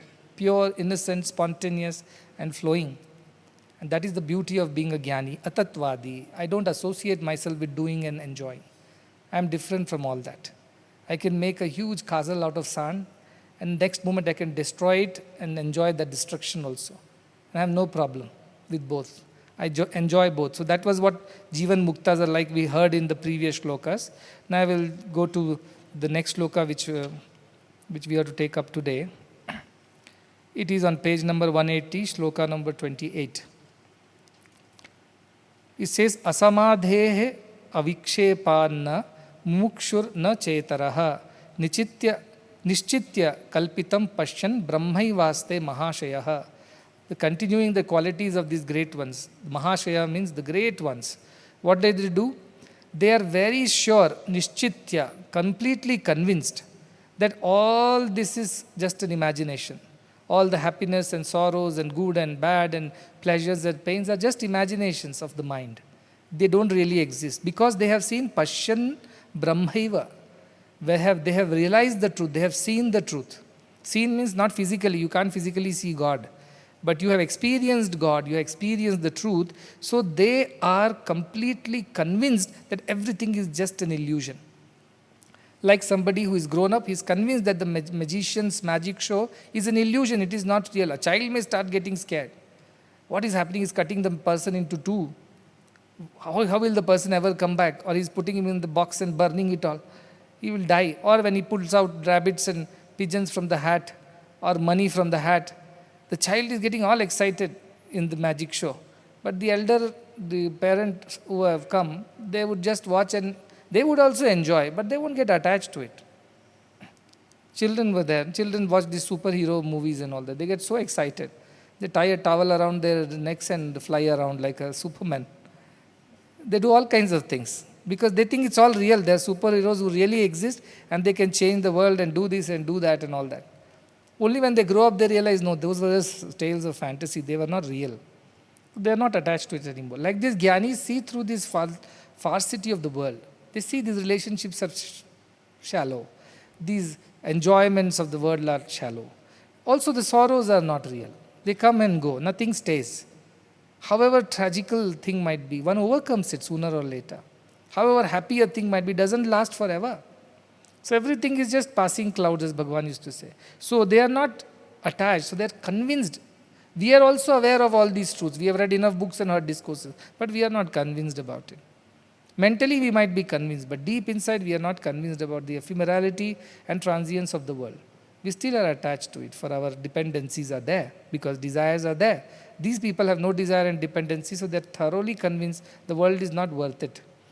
So first line says, Asamadehe avikshepa na mumukshuh na chetaraha. These people, even then they are not in the state of samadhi, which is what is recommended for spiritual practices. Go into meditation, lose yourself in the absorption. All these ideas are given for the people who want to enjoy the self. And even when they are not in that state of samadhi, they are busy doing whatever they have got to do. Avikshepaha, they are undisturbed. When we are in samadhi, we are undisturbed. Why? Because we have cut off from all the actions, all the thoughts, and we have contained all our emotions, and now we are steady and enjoying that peace and equanimity. That is called samadhi. That happens when you sit down in a padmasana or in the early morning, you meditate and things like that. That can be done once in a while. But when you are not in samadhi, you are the most terrible person in the room. You are so angry with everybody, you are jumping and all. You are crying and complaining and frustrated. But when you go into samadhi, you are the very picture of peace. These people don't live like this. That when they are in samadhi, cut off from everything, that is when they are at peace. When they come out of it, they are turning everything into pieces. They are happy both ways. They are not disturbed. Avikshepaha. They are not disturbed even when they are not doing their meditation or samadhi or sitting in whatever posture. Because walking, talking, moving, every moment they are absorbed in meditation only. Their mind is in God. Body only is working in the world. So they are unaffected by the world and worldly things. That is their way. So mumukshuhu, these are the people who are desirous of freedom, of moksha, mumukshuhu.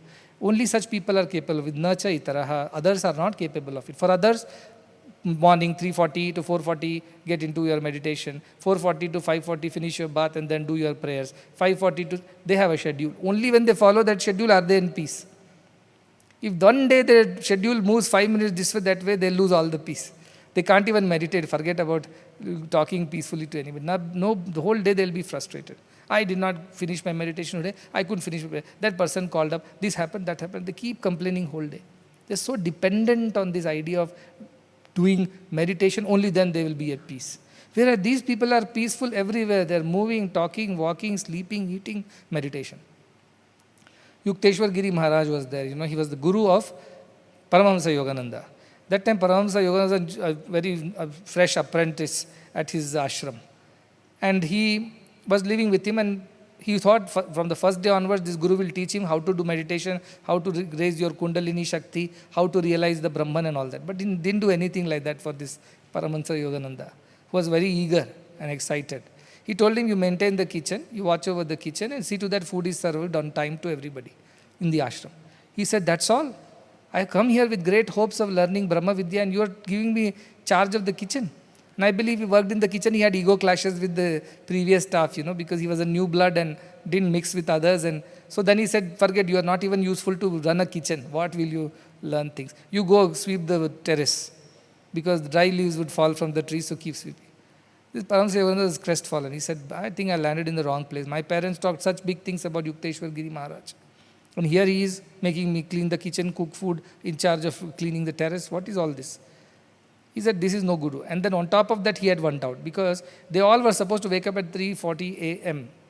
early in the morning and do certain rituals and prayers and meditations. Whereas Yukteswar Giri won't wake up. He would be sleeping. And he'll wake up someday at 5 o'clock, somebody at 3 o'clock, somebody at 6 o'clock, his wish. So this Yukteswar Giri's schedule was very erratic. So our Paramahamsa Yogananda thought, what is this kind of guru he is? He himself does not follow anything and now expects us to follow everything. Why should I wake up at 3:40 in this? So one day, stealthily, he went into Yukteswar Giri's room when he was sleeping, around 4 o'clock or something like that, early in the morning, and went to check whether he's sleeping. And then he saw he was very steady, very steady, not moving at all. So he thought he's dead. He put his finger near the nose of Yukteswar Giri. There was no breath. And he raised a huge hue and cry in the ashram. I think our guru has died. Others knew that this is how he is. He'll go into a state of samadhi, he doesn't need to even breathe. He will hold all his bodily functions and bring it to a complete state of stillness. But he's a new fellow, a novice. So he jumped around, cried, shouted. Everybody said, calm down. This is now how it is. He's not dead. He's like this. He's in samadhi. But samadhi we are supposed to do while sitting, right? Upright in Padmasana and all that. How can he go to samadhi lying on the bed? That was his doubt. Because we are so very structured. Rule books are there for us. It's good. Initially it is all necessary. But for the one who has reached that state, even if he is lying down in the bed, he is still in the state of samadhi. Anyway, after some time when Yukteswar Giri Maharaj came out of his samadhi, he asked him, what were you doing near my nose? He asked him. It means he was aware this man came and went, even though he was lost in whatever absorption. So what can you put rules for these people? Why? How could you lie down and do samadhi? Get up, sit, and then do samadhi. And that is supposed to happen between 3:40 and 4:40, not a minute after that. A bell will ring and you should get up and do the next thing. Who can tell these jnanis? They are living in that state as they live. They don't need to do anything to live in the state. They are effortlessly living in the state. And even while they appear to be very agitated, frustrated, busy, doing so many things, deep inside they are not touched by all this. That is why asmadehi avekshepaha, he says. Even though he is not in samadhi, still he is not disturbed. Others need samadhi to be calm and undisturbed. These people moving around, doing whatever is required, they can remain undisturbed. That is the beauty of jnanis. Such states do exist. They live like a mirror. That is the best analogy. A mirror reflects whatever comes in front of it. If a beautiful person comes, it reflects the beautiful person. If the ugly person comes, it reflects the ugly person. If nice things come, so be it. Bad things come, so be it. And next moment, there are no attachments. The mirror, the image does not stick to the mirror. The reflection does not stick to the mirror. Mirror is free again. The very moment the person leaves, mirror is free again, reflecting nothing. And when again somebody comes and stands, it reflects that. Jnanis live like that. They interact with the world as it is necessary, and they have no problem. This is sinner, that is saint, this is good, that is bad. They interact with everybody with the same feeling. And when the person leaves, they're back to their state of absolute untouched, undisturbed state of mind. Even when they're reflecting, they're actually not disturbed. Is the mirror disturbed by reflecting the objects? No, mirror is mirror. Means you become the mirror and see. When you look at your image in the mirror, then it looks like mirror is disturbed, because when you move, the image moves, looks like you have disturbed the mirror. And if there is nothing, the mirror is absolute, still, peaceful, clear. But the truth is that mirror was always still, peaceful and clear, even when it was reflecting you. Images were moving, the mirror was steady. That is the idea. These Jnanis will work in the world, be busy, do whatever is necessary and appropriately also. But in them, inside of them, they are not touched, they are not moved, they are not disturbed, like a mirror. And nothing sticks to them. Good does not stick to them, bad also does not stick to them. They go back. In fact, I should not even say they go back to the state. They are always in that state. It is an appearance that they have changed their state from now reflecting nothing to now reflecting somebody. That is the problem of the onlooker. Who is seeing those changes and differences? Mirror by itself is not changed at all. Appears to have changed, but it has not changed. Appears to have been disturbed, distorted, or whatever movements have happened. But actually the mirror by itself has not moved at all. It has remained the same before reflecting, during reflecting, and after reflecting the image. It was always the same. Likewise, the Jnanis are. They are moving about, doing what is necessary, and appear to be very sometimes agitated also, angry also, frustrated also, depressed also. They may appear like that to the onlooker. But they are not. Inside of them is absolutely steady and pure, like a clean, clear mirror. The next shloka is very beautiful. This is another shloka that I keep in my memory. 18.29 on page number 185, which says, Yasyantaha syad ahankaro na karoti karoti saha nirahankara dhirena na kinchit akrutam krutam. Which means, the one who has ahankara or doership, ego of doership inside him, such a person, even if he is not doing anything, he is still doing things. He must be sitting quietly, doing nothing, but he is still doing because he is having ego. The ego causes doership. But then you say he is not doing sitting. Sitting itself is his doing now. Sitting itself is work, action, which will bind him. If sleeping itself is an action for him which binds him. Not necessary that he uses any of the senses or his limbs to do some action. Even doing nothing, sitting in a place, because he has ego inside of doership, he would still be called a doer, and he is not a Jnani. Nirahankara dhirena, the next one says, the one who has no ego at all inside, such a dhira, such a wise person, what happens to him? Na kinchit akrutam krutam. For him there is nothing like doing, nothing like not doing also. If you go by the first line, it says, if you have ego inside, even if you don't do, you end up doing things. So you will think the corollary or the opposite of it should be, for the Jnani, even if he is doing, he is not doing. That is what you think. Look at the level of Ashtavakra. He says, for a Jnani, there is nothing like doing or not doing. I'll repeat again. It's a very deep thought. For a man of ignorance and ego, even when he seemingly does nothing, he is simply sitting doing nothing, yet he is doing, because he is attached to the idea of body, mind and doership. So even if he is not acting, he is actually acting. And an ordinary mind will think how the wise man should behave.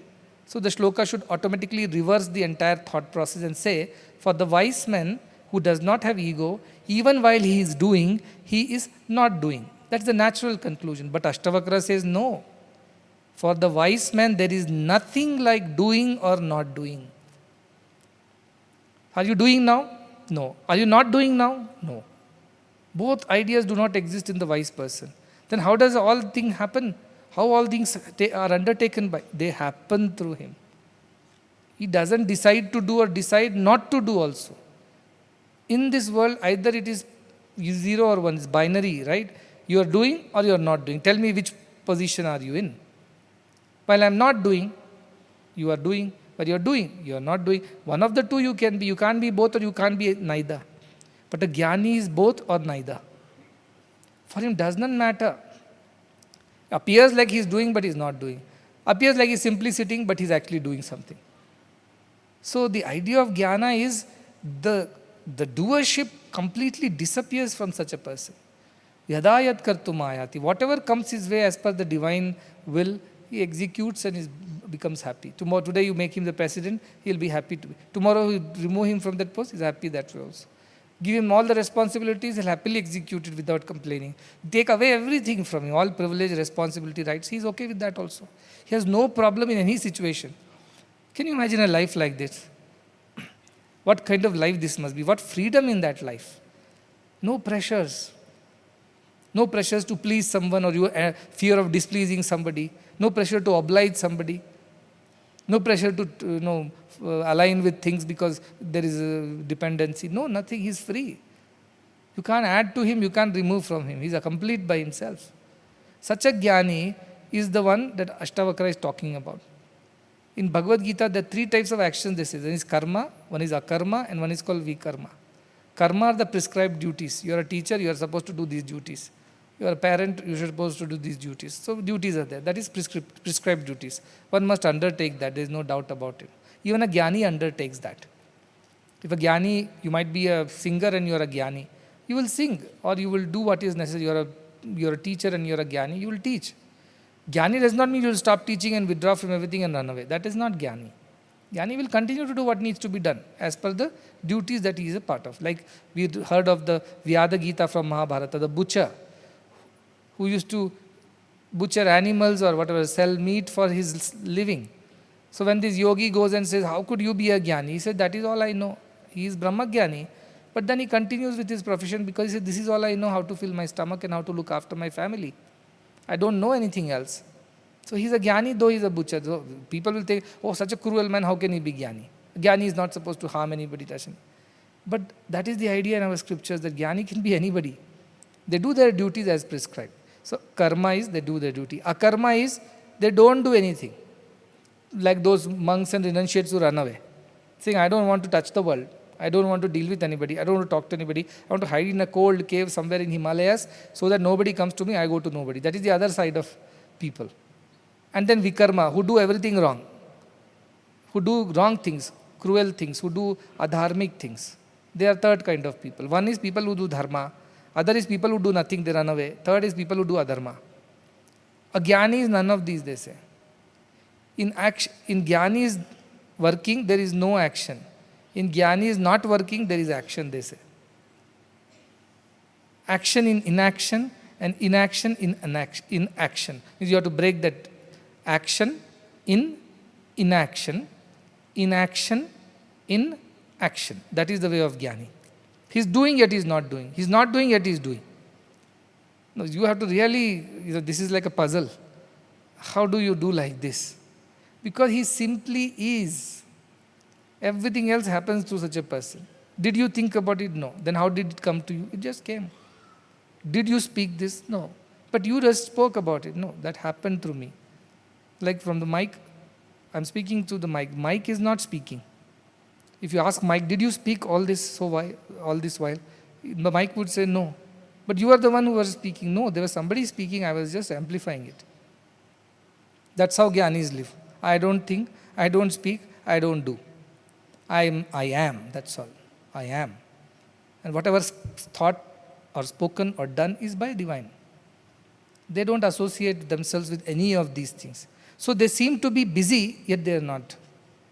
And they seem to be doing nothing, yet they are busy, because their presence itself makes so many things happen. Bhagavan had told me long back, the greatest service you can do to the world is become self-realized. Because after that, even if you don't do anything, everything will happen. Otherwise, the whole thing of doing, not doing is going to trouble you. And he said, if in the sky there is one sun, Sai Baba, that itself is so much of light. Imagine if there are 2 suns in the spiritual sky, you and I, how much bright it will be. He said, but just by rising, the sun doesn't. So what does sun do? Nothing. It rises in the morning, that's it. But his rising leads to so much doing.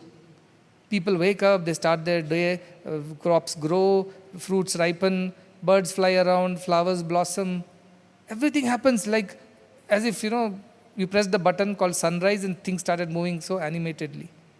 Like that, see, if Jnanodaya happens in you, if you becomes a Jnani, you don't have to do anything. Everything will happen around you.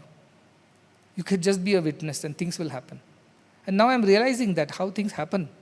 You don't do it. You don't suffer with this idea, oh, I had to do it, I could not do it, I should have done it better. All these ideas disappear from your head. There are no regrets, nor there are pride and those moments of pride and arrogance. Both do not exist. You just disassociate yourselves.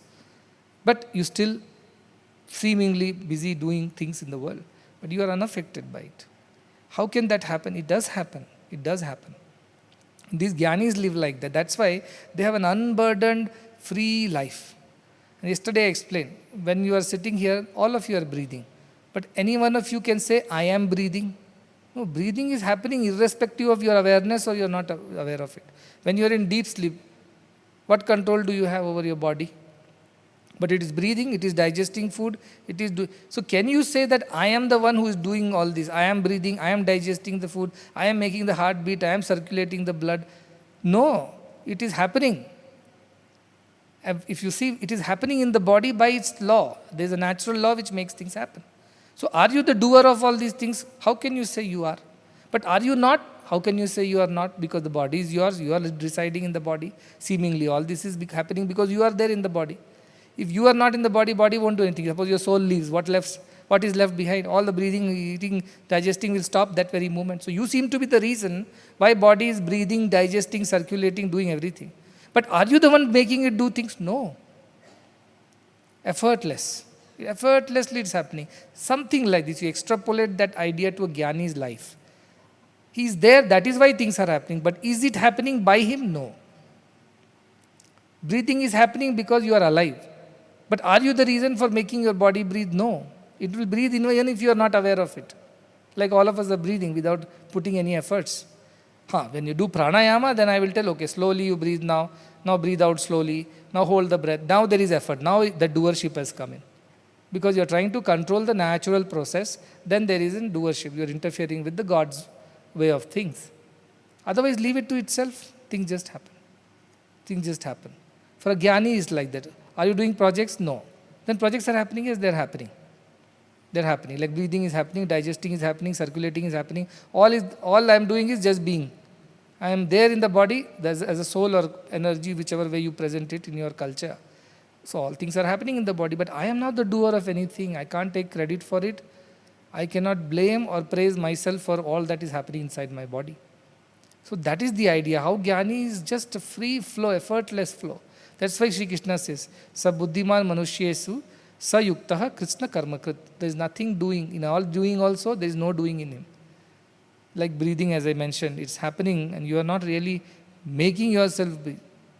So, Bhagavan Krishna says all these ideas of doing, enjoying, reaction, it is not done by the Supreme Lord. Supreme Lord has put a law in process and that process follows itself. When our mind and ego interfere it, karma starts happening. Breathing is not a karma, pranayama is a karma.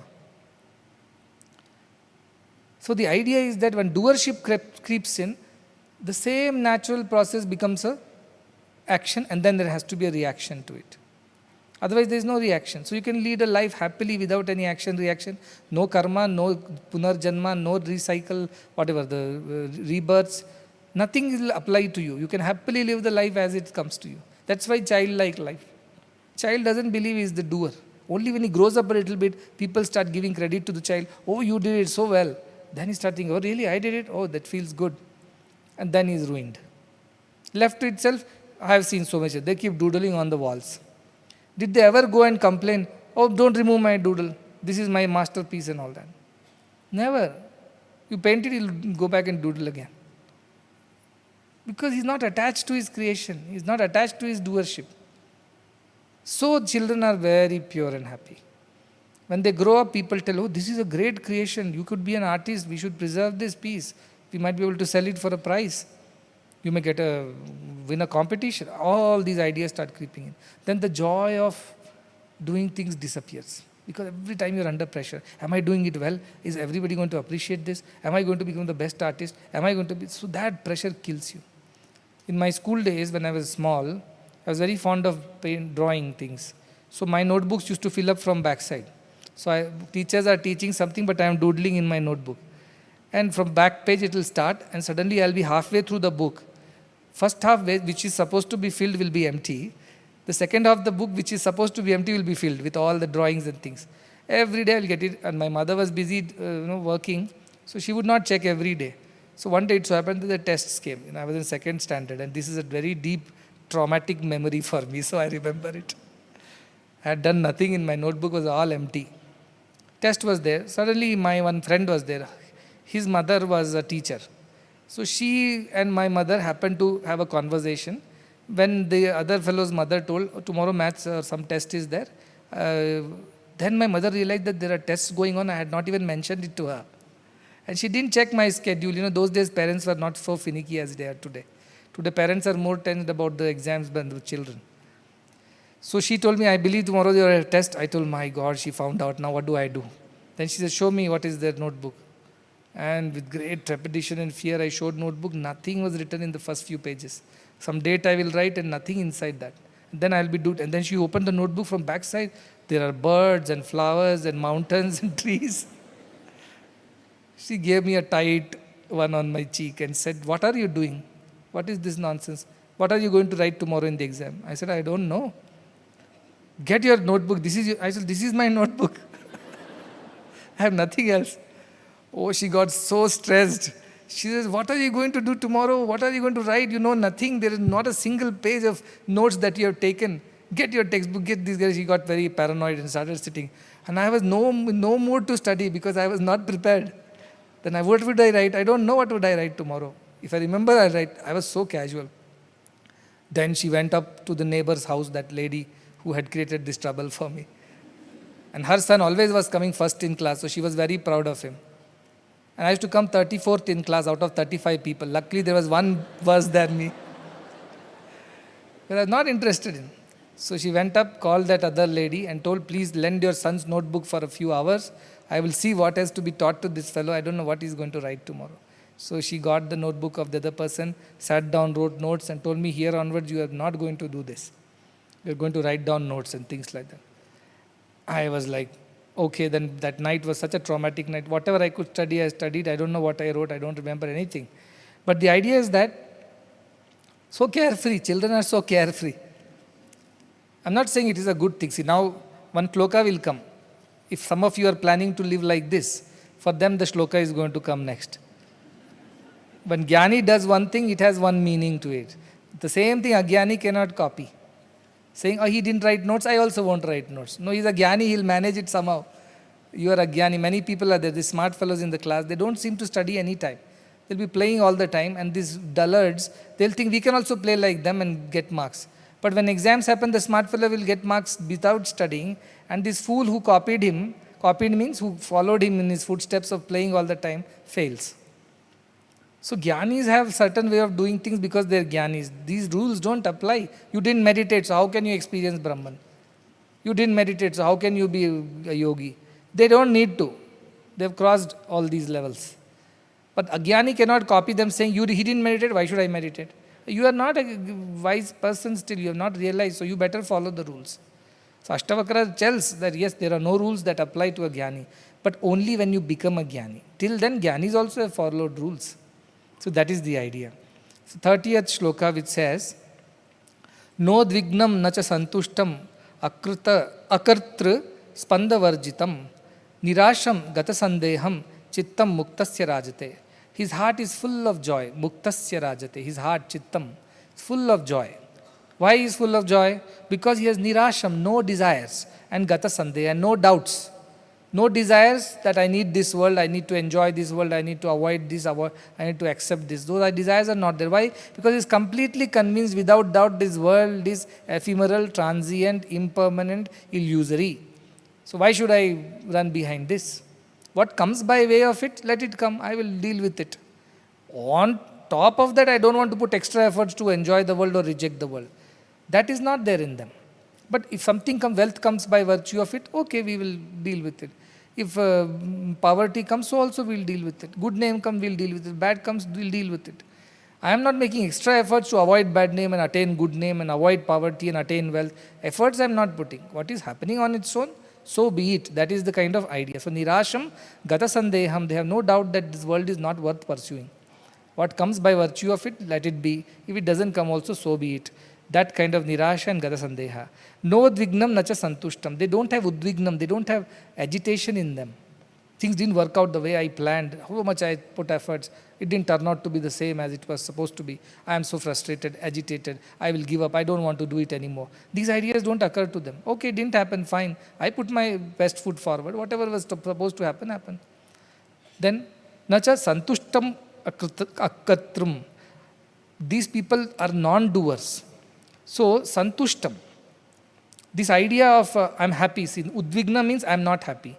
Then santushtam means I'm happy because this happened just the way I expected it to be. It turned out to be perfectly as it was. So after having done something like that, I should be happy. No, because they are non-doers of anything. So they are non-enjoyers also. Akartrum.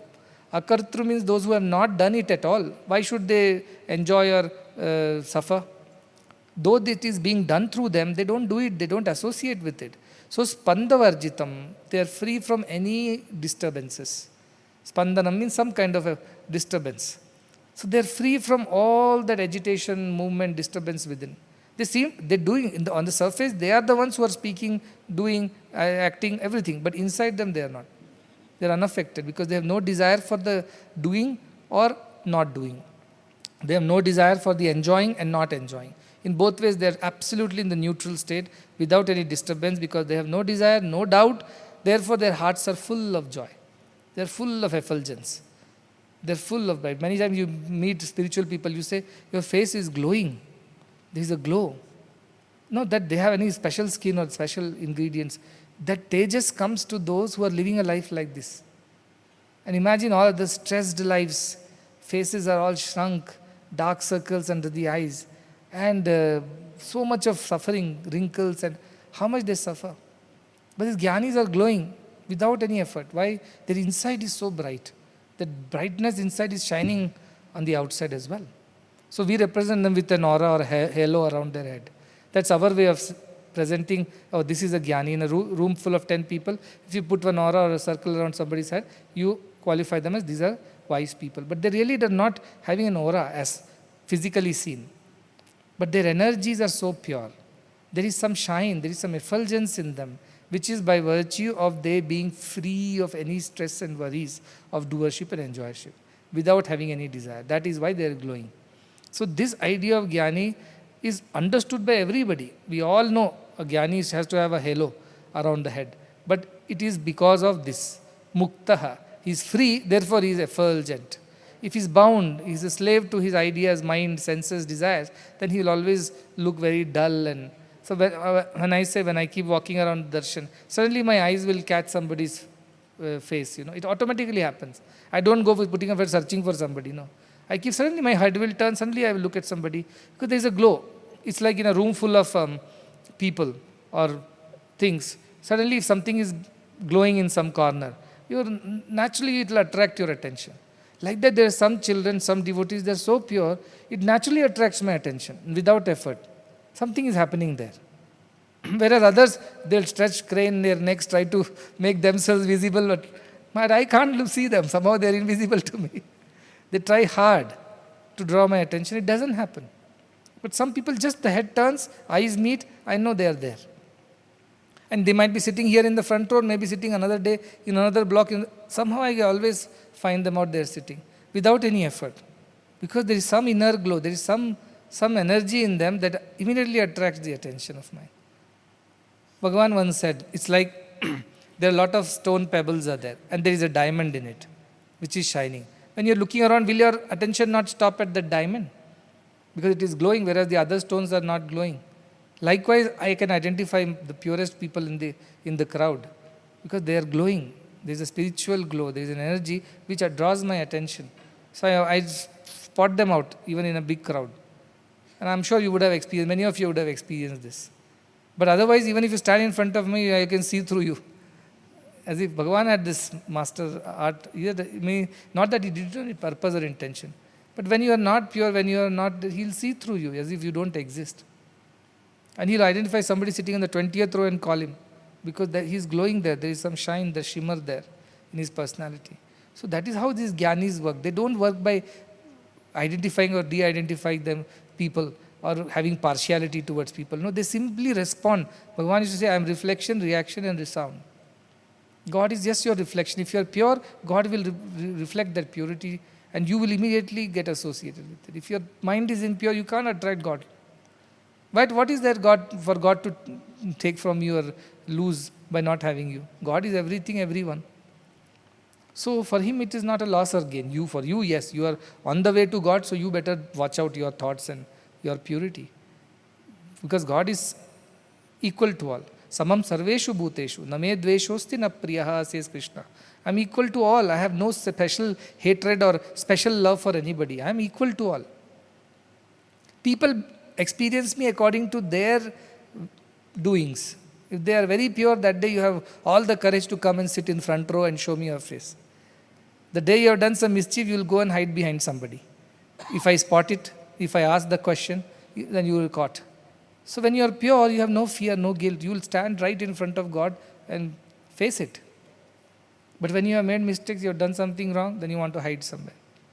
Hide somewhere because you don't want to be spotted by God. Worst, if He catches you and announces in the public what you had done. That will be such an embarrassment. So you want to hide that day. This is how our minds work. But jnanis are pure. They have no fear because they are convinced this world is not worth running behind. Okay, if something comes by virtue of it, so be it. They are not here to sit and calculate how much they had achieved by end of the day, how much they lost, and accordingly behave. That idea does not occur to these jnanis. They flow. They are absolutely peaceful. One story I have written on page number 193, I read it in Ramana Maharshi's book. I believe earlier he used to live in a cave, and then his small hut was built for him, and few of the disciples moved in, and they started living with him. Of course, there was no real wealth with him. Whatever little donations used to come, he will keep it in a cupboard. Food will be there, which they will cook and eat. So he has a very simple life. It so happened that one night at 2 a.m., thieves broke into his little hut because they thought this man has become popular. He must have got good donations. He must be storing it all in his room. So they came and they broke in. And when they broke in, Ramana Maharshi told them, please don't break anything. Take whatever you want. Don't damage things unnecessarily. We are not going to resist. We are not going to fight you. Just take whatever you want.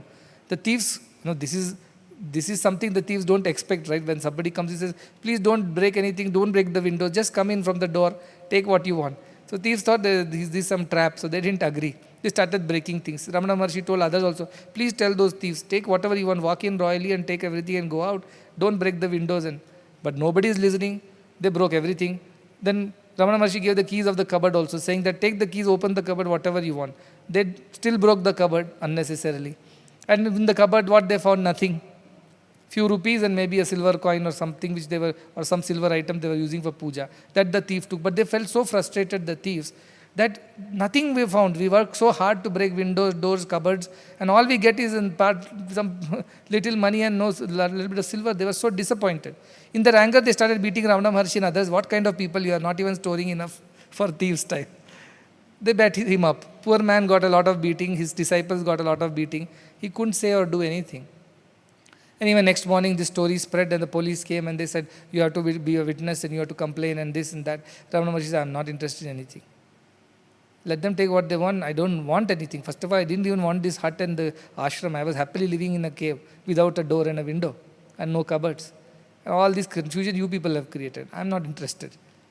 See, they are like that. They are really not interested. Oh, what a loss. Oh, I lost so much money, so much of donation had come, everything is gone now, we are poorer. These ideas don't occur to them because they are very free. As he said, Ramana Maharshi said, I was always living in a cave. I never needed to live in an ashram. You people brought me down here and created all this confusion. So he never entertained. His brother was there, who was very excited. Let us build schools, let us build chatras. Chatras means that food, where free food is served. He said, I am not interested in anything. You want to do, you do. That's on you, and not me. He will wake up, he'll do his whatever little puja, walk around, play with his animals. He had a cow and a peacock and a few animals. Walk around the whole giri, come back, serve lunch. He would love to serve lunch to the devotees who would come, eat, rest, sit in his place, no speech, no talk, nothing, quiet, absolute silence. Evening again he'll do his prayers. That's it, the day ends. No activity. Then you will think, how can he not act? He is supposed to redeem the world. Jnani should behave, work hard. They are telling, you live for 200 years and continue working. They are thinking they are blessing me. I think they are cursing me. 200 years more and deal with so many people? No way. I don't want. But then I am told, you are a Jnani. You are not supposed to say, I don't want or I want. Both are not applied to you. Whatever happens. When I started on this mission, Bhagavan came and told me, you have a very short life. 10 years only you are going to live.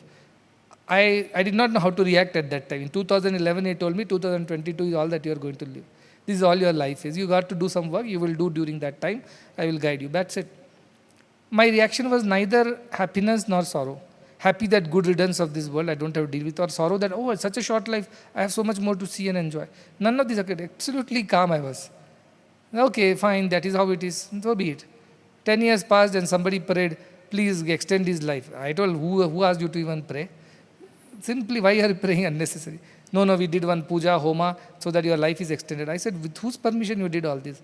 Did you ask me? He said, no, we want you to live long and all that stuff. I said, I am not interested. Then one day Bhagavan came and told, no, everybody is praying that you should live long. I said, but I am not praying. Why are you doing this to me? He said, no, that just now things have started. People are dependent. So many things have done. I am giving you an extension for another 10 years. I said, okay, so another 10 years is all that. So I thought, okay, if now I was 33 or something, now 43, 10 years over, 43 to 53. Now I'm waiting for 53 actually. When this 53 happens, when can I pack off from here? But I'm very, very, suspicious of Bhagavan and his ways and his devotees. Somebody comes and tells the stage, let him live for 200 years. I thought you come behind the stage and I'll talk to you. Who asked you? Why should you say things like that? Who are you to say things like that?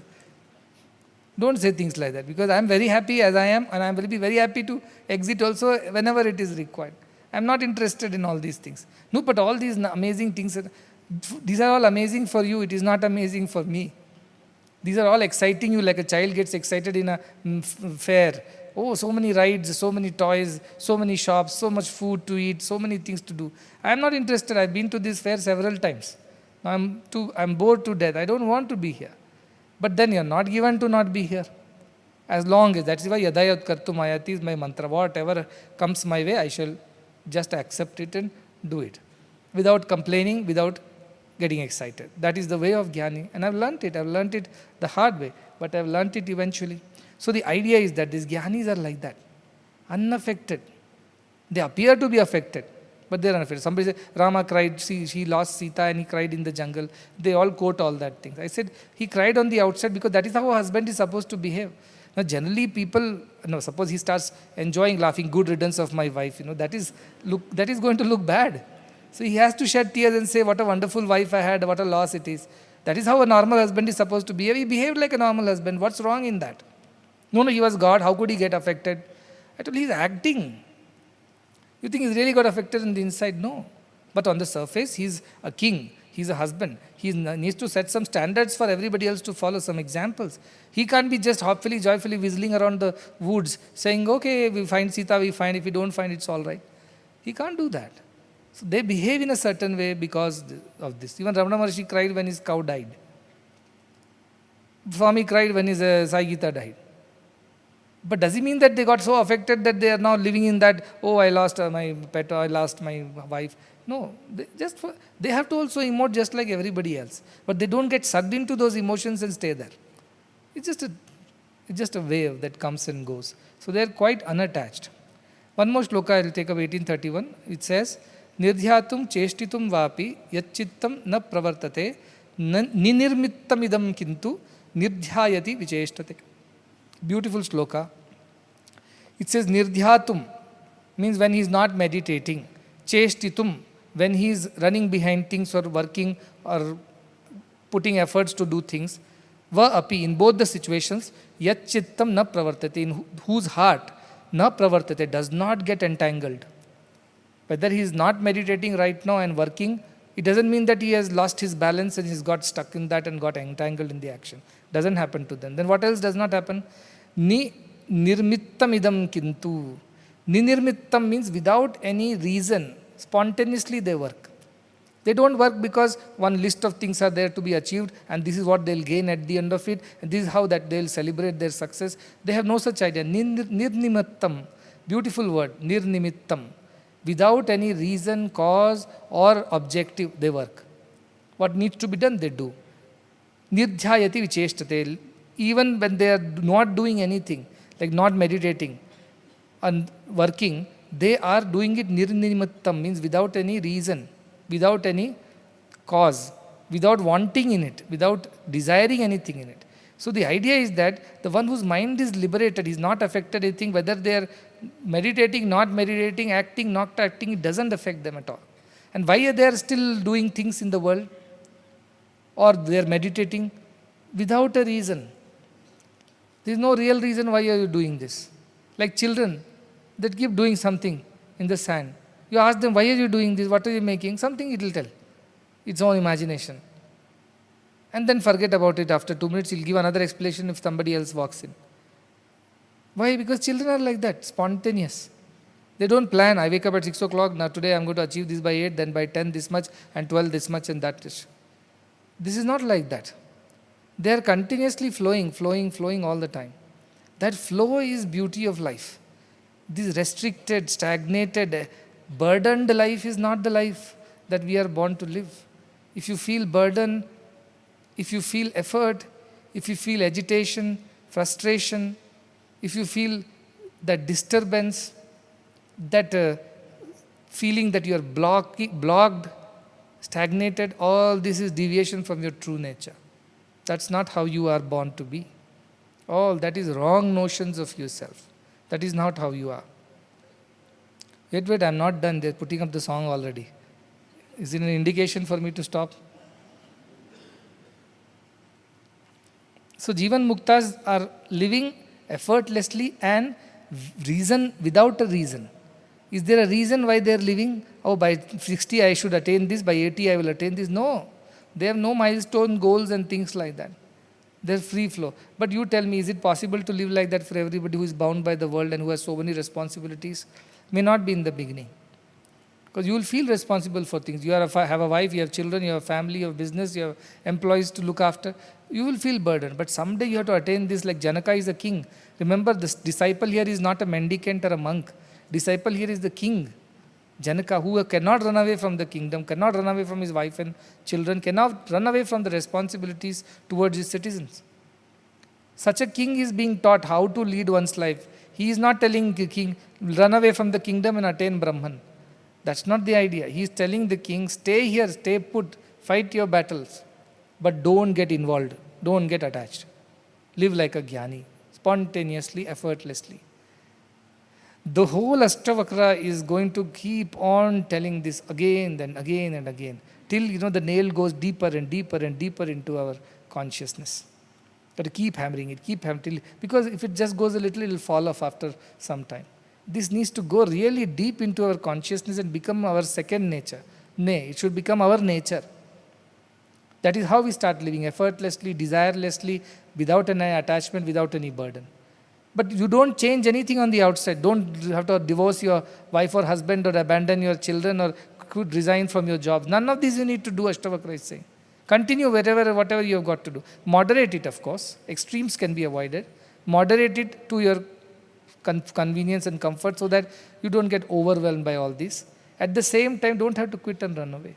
That is the beauty of Ashtavakra. See, other scriptures might inspire you to run away. So, anyway, we'll take up this next shloka tomorrow or whenever, which says, the next shloka almost says that, the fools will also read Ashtavakra Gita and think, I must run away from this world. I must give up everything. After all, everything is illusion. What is this, Maya, this, that? They will take it this way and escape. That is the next shloka which says, the fools will understand Ashtavakra in one way. The wise will understand in another way. Why fools will understand it wrongly? Because they find convenience of escapism in Ashtavakra. I am not responsible for anything. I am not responsible for any work. I will not do any work. Because work is all illusion. This world itself is illusion. They will do all these kinds of excuses. But the Jnani will say, I know this world is an illusion. I know this work is illusion. I know these achievements and losses are illusions. But I have got this as the role that I have to play in this world. So like a good actor who has to perform his role, I will come on the stage, I will do my role and exit. As Shakespeare said, all the world's a stage, and all men and women merely players. We are just actors. He'll come and go. I have no problem with that. Today I might be the hero in the play, tomorrow I might be the villain. That depends on what the director has decided. I will do both the things well. As much as I can, I will give my very best. And I'm done with it, I'm done with it. The curtains draw and I'm out. I'm no more on the stage. That clarity and detachment, that is the beauty of a jnani, which doesn't come to just anybody. You have to dwell deeply on this thought and to live in the company of such jnanis. Only then you'll have some understanding of what it is like. The best way to learn art is to watch the master at work, they say. Just watch, observe how this artist is painting, what is his style, what colors he picks, what shades after which. Just watch him and you will become an artist by just watching and observing them. Like that, you must stay in the company of jnani and observe them very carefully and try to apply those observations in your life. And when next time there is a deviation, you'll be able to come back to the normal. So these are beautiful ideas of Ashtavakra Gita. And I wanted to introduce our children to one more thing. It's called, in Hindi, because I come from Hindi belt, so I'm very fond of Hindi things. There used to be very beautiful ghazals. Ghazals are light-hearted, lightweight, light classical songs. And it's quite popular towards the north. And these are also songs with great philosophies in them. They're not just songs for the sake of entertainment. Yes, there were some which had romantic feelings, and that was one type of ghazals, but many ghazals came out were deep in their understanding and philosophy. And one ghazal about children and the life of a jnani, that's what I was saying, that how not just the dohas and the bhajans and the bhakti sangeet, but even in the light singing, such beautiful compositions were there. And Jagjit Singh's one composition is there, which is called Kagaj Ki Kashti, which means the paper boat. It's a beautiful composition. Those who like listening to, they can listen. And it says, the grown-up is saying to God or whoever, or wishing just in the air, ये दौलत भी ले लो, ये शोहरत भी ले लो, भले छीन लो मुझसे मेरी जवानी, मगर मुझको लौटा दो बचपन का सावन, वो कागज की कश्ती, वो बारिश का पानी. Which means, take away my wealth, take away my name, take away my youthfulness, but please give me back those rainy days when I was floating my paper boat in those flowing streams of water. Give me all those days back. And he says beautiful things. He says, the idea I told, of the sand castles. He says, Kabhi ret ke unche teelon pe jana. Sometimes climbing up the mounds of sands. Gharonde banana, bana ke mitana. To make those houses out of those sands and then destroy them also. See, not just make and enjoy, destroy and enjoy also. That is the beauty of childhood, right? Unattached. It makes those castles and also jumps on it, destroys it, competes in destroying also, just as they compete in making them. And wo masoom... No, I don't remember the lines. But wo masoomiyat ki chahat, the innocence of those days. Give me back that innocence. I have lost that innocence in this pursuit of the worldly things. Give me back. And my properties then were my thoughts and my dreams. I had no real property then. Wo khabo, the children, that childhood that you are enjoying is the most beautiful time of your life.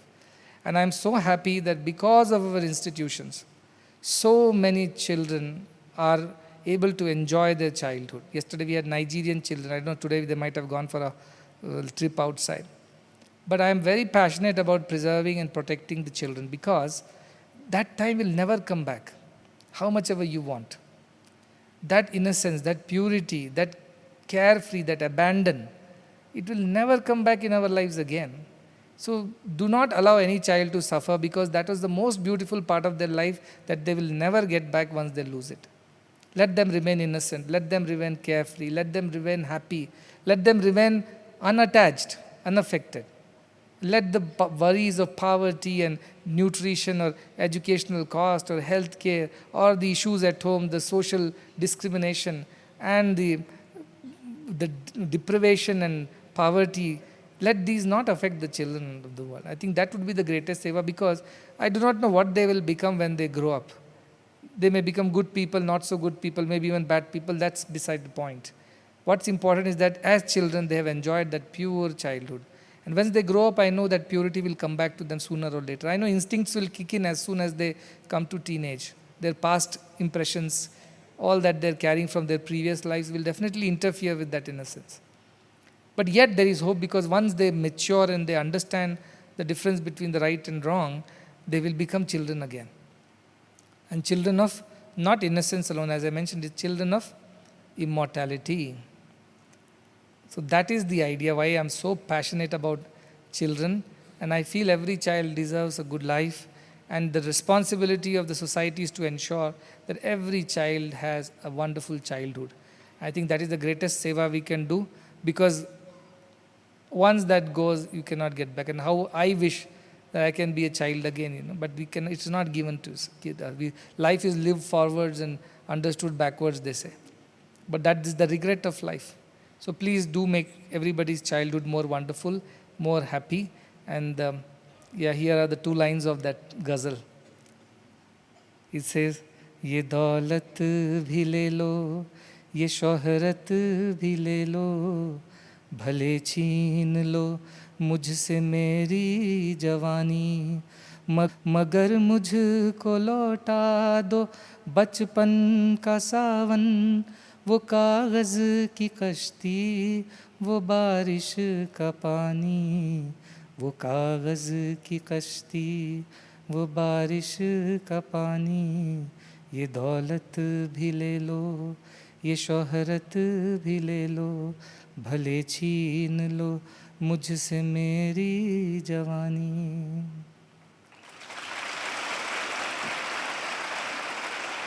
I really mean it. I really feel it. Take away all this. I do not want this Sadguru business. I do not want these devotees. I do not want these projects. Take away everything. But give me back that childhood abandon, that carefree life, living on the edge and caring nothing, not taking notes in the class and filling the notebooks with doodles. Give me those carefree days back. I was not bothered. I was first in class or last in class. Please give me back that freedom, that joy. But that joy can also be lived again if you become a jnani. So yes, in some way you can get back your childhood only if you become a jnani. So you can enjoy that jnani's way of life if not your childhood again. Please strive for such a freedom, such an effortless, such a burden-free life. And that is possible for everyone, because Ashtavakra says it is possible.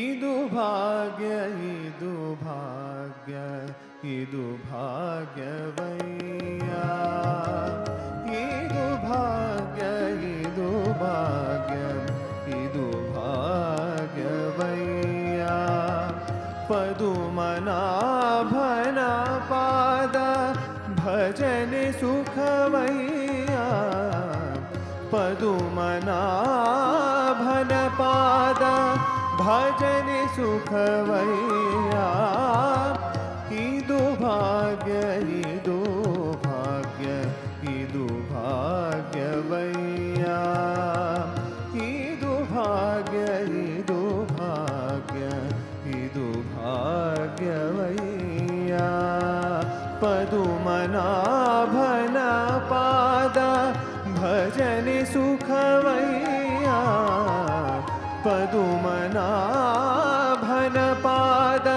ಭಜನೆ ಸುಖವಯ್ಯ ಇದು ಭಾಗ್ಯ ಇದು ಭಾಗ್ಯ ಇದು ಭಾಗ್ಯವಯ್ಯ ಇದು ಭಾಗ್ಯ ಇದು ಭಾಗ್ಯ ಇದು ಭಾಗ್ಯವಯ್ಯ.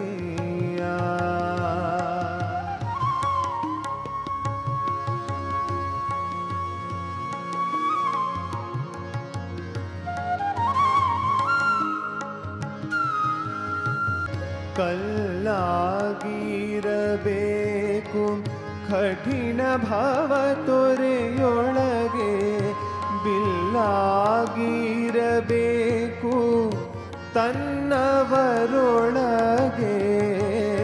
ಕಲ್ಲಾಗಿರಬೇಕು ಕಠಿಣ ಭಾವ ತೊರೆಯೊಳಗೆ, ಬಿಲ್ಲಾಗಿರಬೇಕು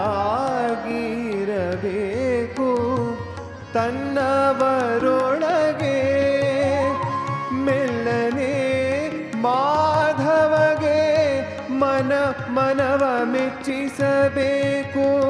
ಮೆಲ್ಲನೆ ಮಾಧವಗೆ ಮನವ ಮೆಚ್ಚಿಸಬೇಕು. ಬೆಲ್ಲವಾಗಿರಬೇಕು ಬಲ್ಲವರೊಳಗೆ. ಬೆಲ್ಲವಾಗಿರಬೇಕು ಬಲ್ಲವರೊಳಗೆ. ಇದು ಭಾಗ್ಯ ಇದು ಭಾಗ್ಯ ಇದು ಭಾಗ್ಯವಯ್ಯ. ಪದುಮನಾಭನ ಪಾದ ಭಜನೆ ಸುಖವಯ್ಯ. ಇದು ಭಾಗ್ಯ ಇದು ಭಾಗ್ಯ ಇದು ಭಾಗ್ಯವಯ್ಯ.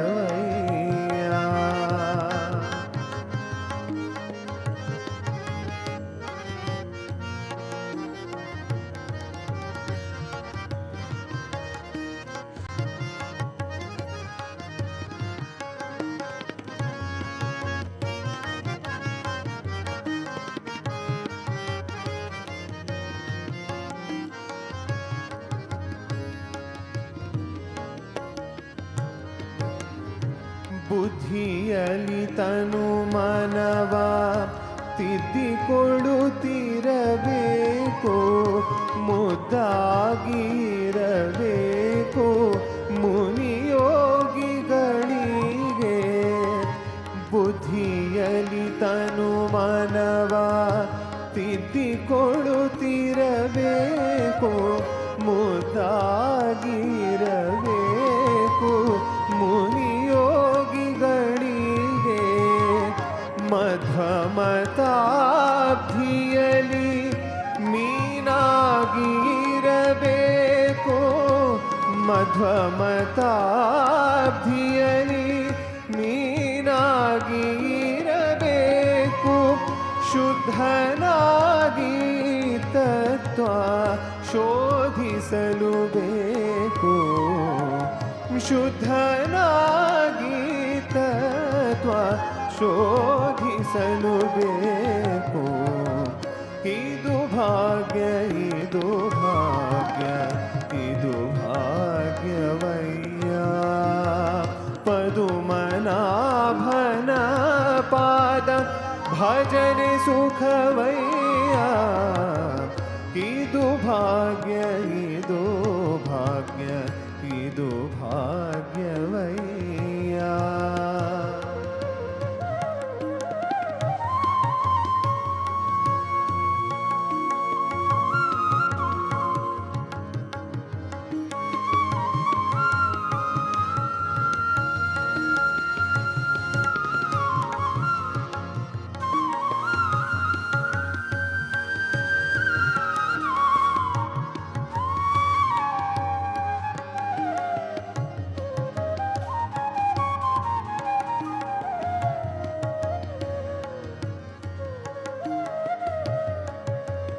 ವಿಷಯ ಭೋಗದ ತೃಣಕ್ಕೆ ಉರಿಯಾಗಿರಬೇಕು.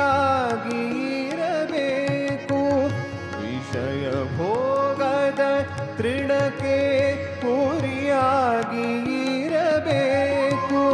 ನಿಶಿ ಹಗಲು ಶ್ರೀಹರಿಯ ಭಜಿಸ ಭಜಿಸಲು ಬೇಕು ನಿಶಿ ಹಗಲು ಶ್ರೀ ಹರಿಯ ಭಜಿಸಲು ಬೇಕು ವಸುಧೆಯೊಳು ಪುರಂದರ ವಿಠಲನ ನಾಮವನ ವಿಠಲ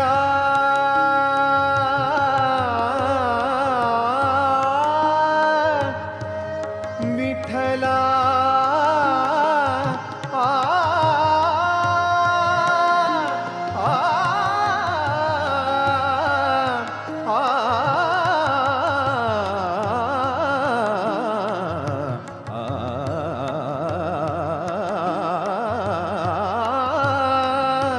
ವಿಠಲ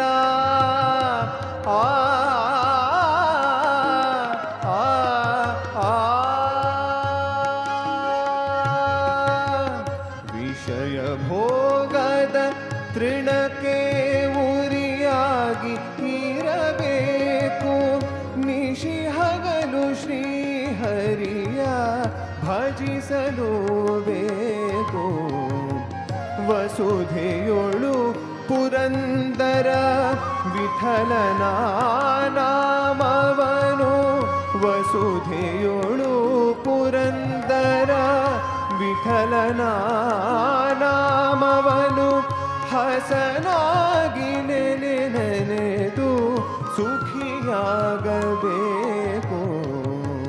ಹಸನಾಗಿ ನೆನೆದು ಸುಖಿಯಾಗಬೇಕು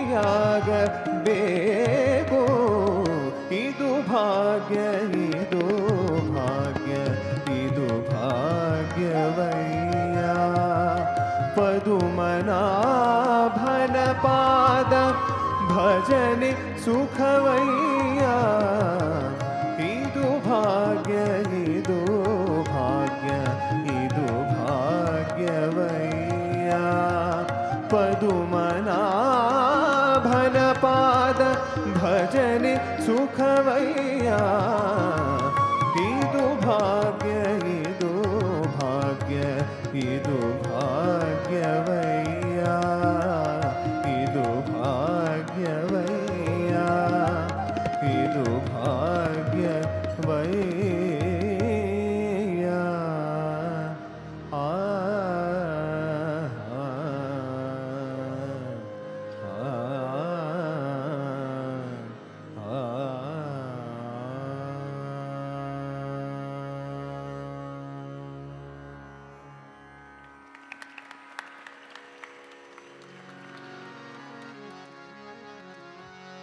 सर्वसुगुण सिंधवे सकल सुजन बंधवे सर्वसुगुण सिंधवे सकल सुजन बंधवे गुरवे मधुसूदनाय महितमङ्गलम् सद्गुरवे मधुसूदनाय महितमङ्गलम् दीन दुखित पोषकाय दान धर्म प्रेरकाय दीन दुखित पोषकाय दान धर्म प्रेरकाय सर्वलोकहितरताय सर्वमङ्गलम् सद्गुरवे मधुसूदनाय महितमङ्गलम् वेदनादवर्धकाय विश्वशान्तिस्थापकाय वेदनादवर्धकाय विश्वशान्तिस्थापकाय ब्रह्मज्ञानबोधकाय दिव्यमङ्गलम् सद्गुरवे मधुसूदनाय महितमङ्गलम् सत्य साई प्रियाय सत्य प्रेम विग्रहाय सत्य साई प्रियाय सत्य प्रेम विग्रहाय नित्य शुद्ध निर्मलाय नित्यमङ्गलम् सद्गुरवे मधुसूदनाय दिव्यमङ्गलम् सद्गुरवे मधुसूदनाय महितमङ्गलम् ओम जय जगदीश हरे स्वामी सत्य साई हरे भक्त जना संरक्षक भक्त जना संरक्षक पति महेश्वर ओम जय जगदीश हरे शशिवदना श्रीकरा सर्वा प्राणपते स्वामी सर्वा प्राणपते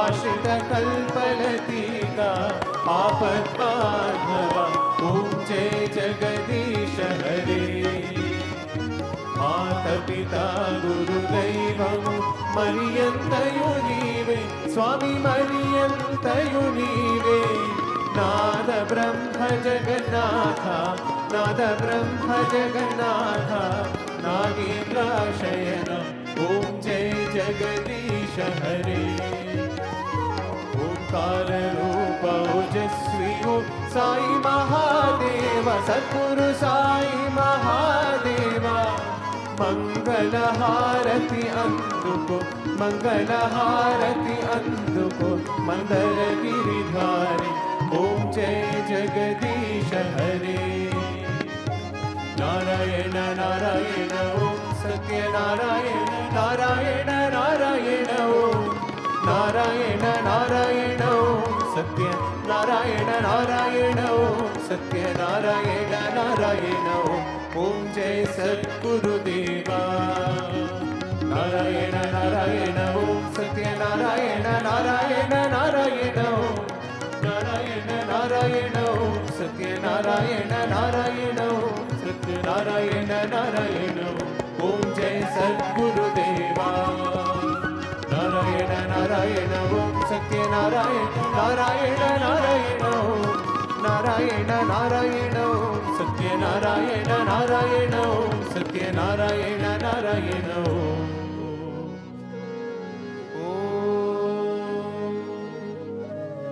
जय सद्गुरुदेवा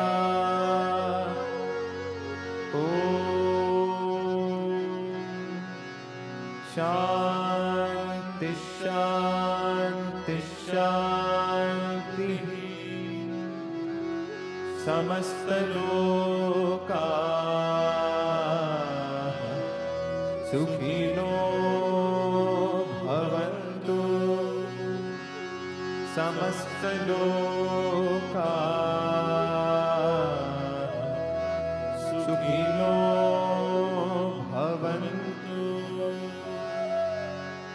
समस्त लोका सुखिनो भवन्तु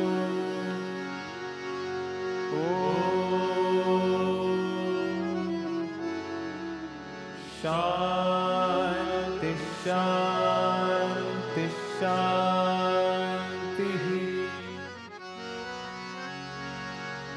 जय बोलो भगवान श्री सत्य साई बाबा जी की जय जय बोलो सद्गुरु श्री मधुसूदन साई जी की जय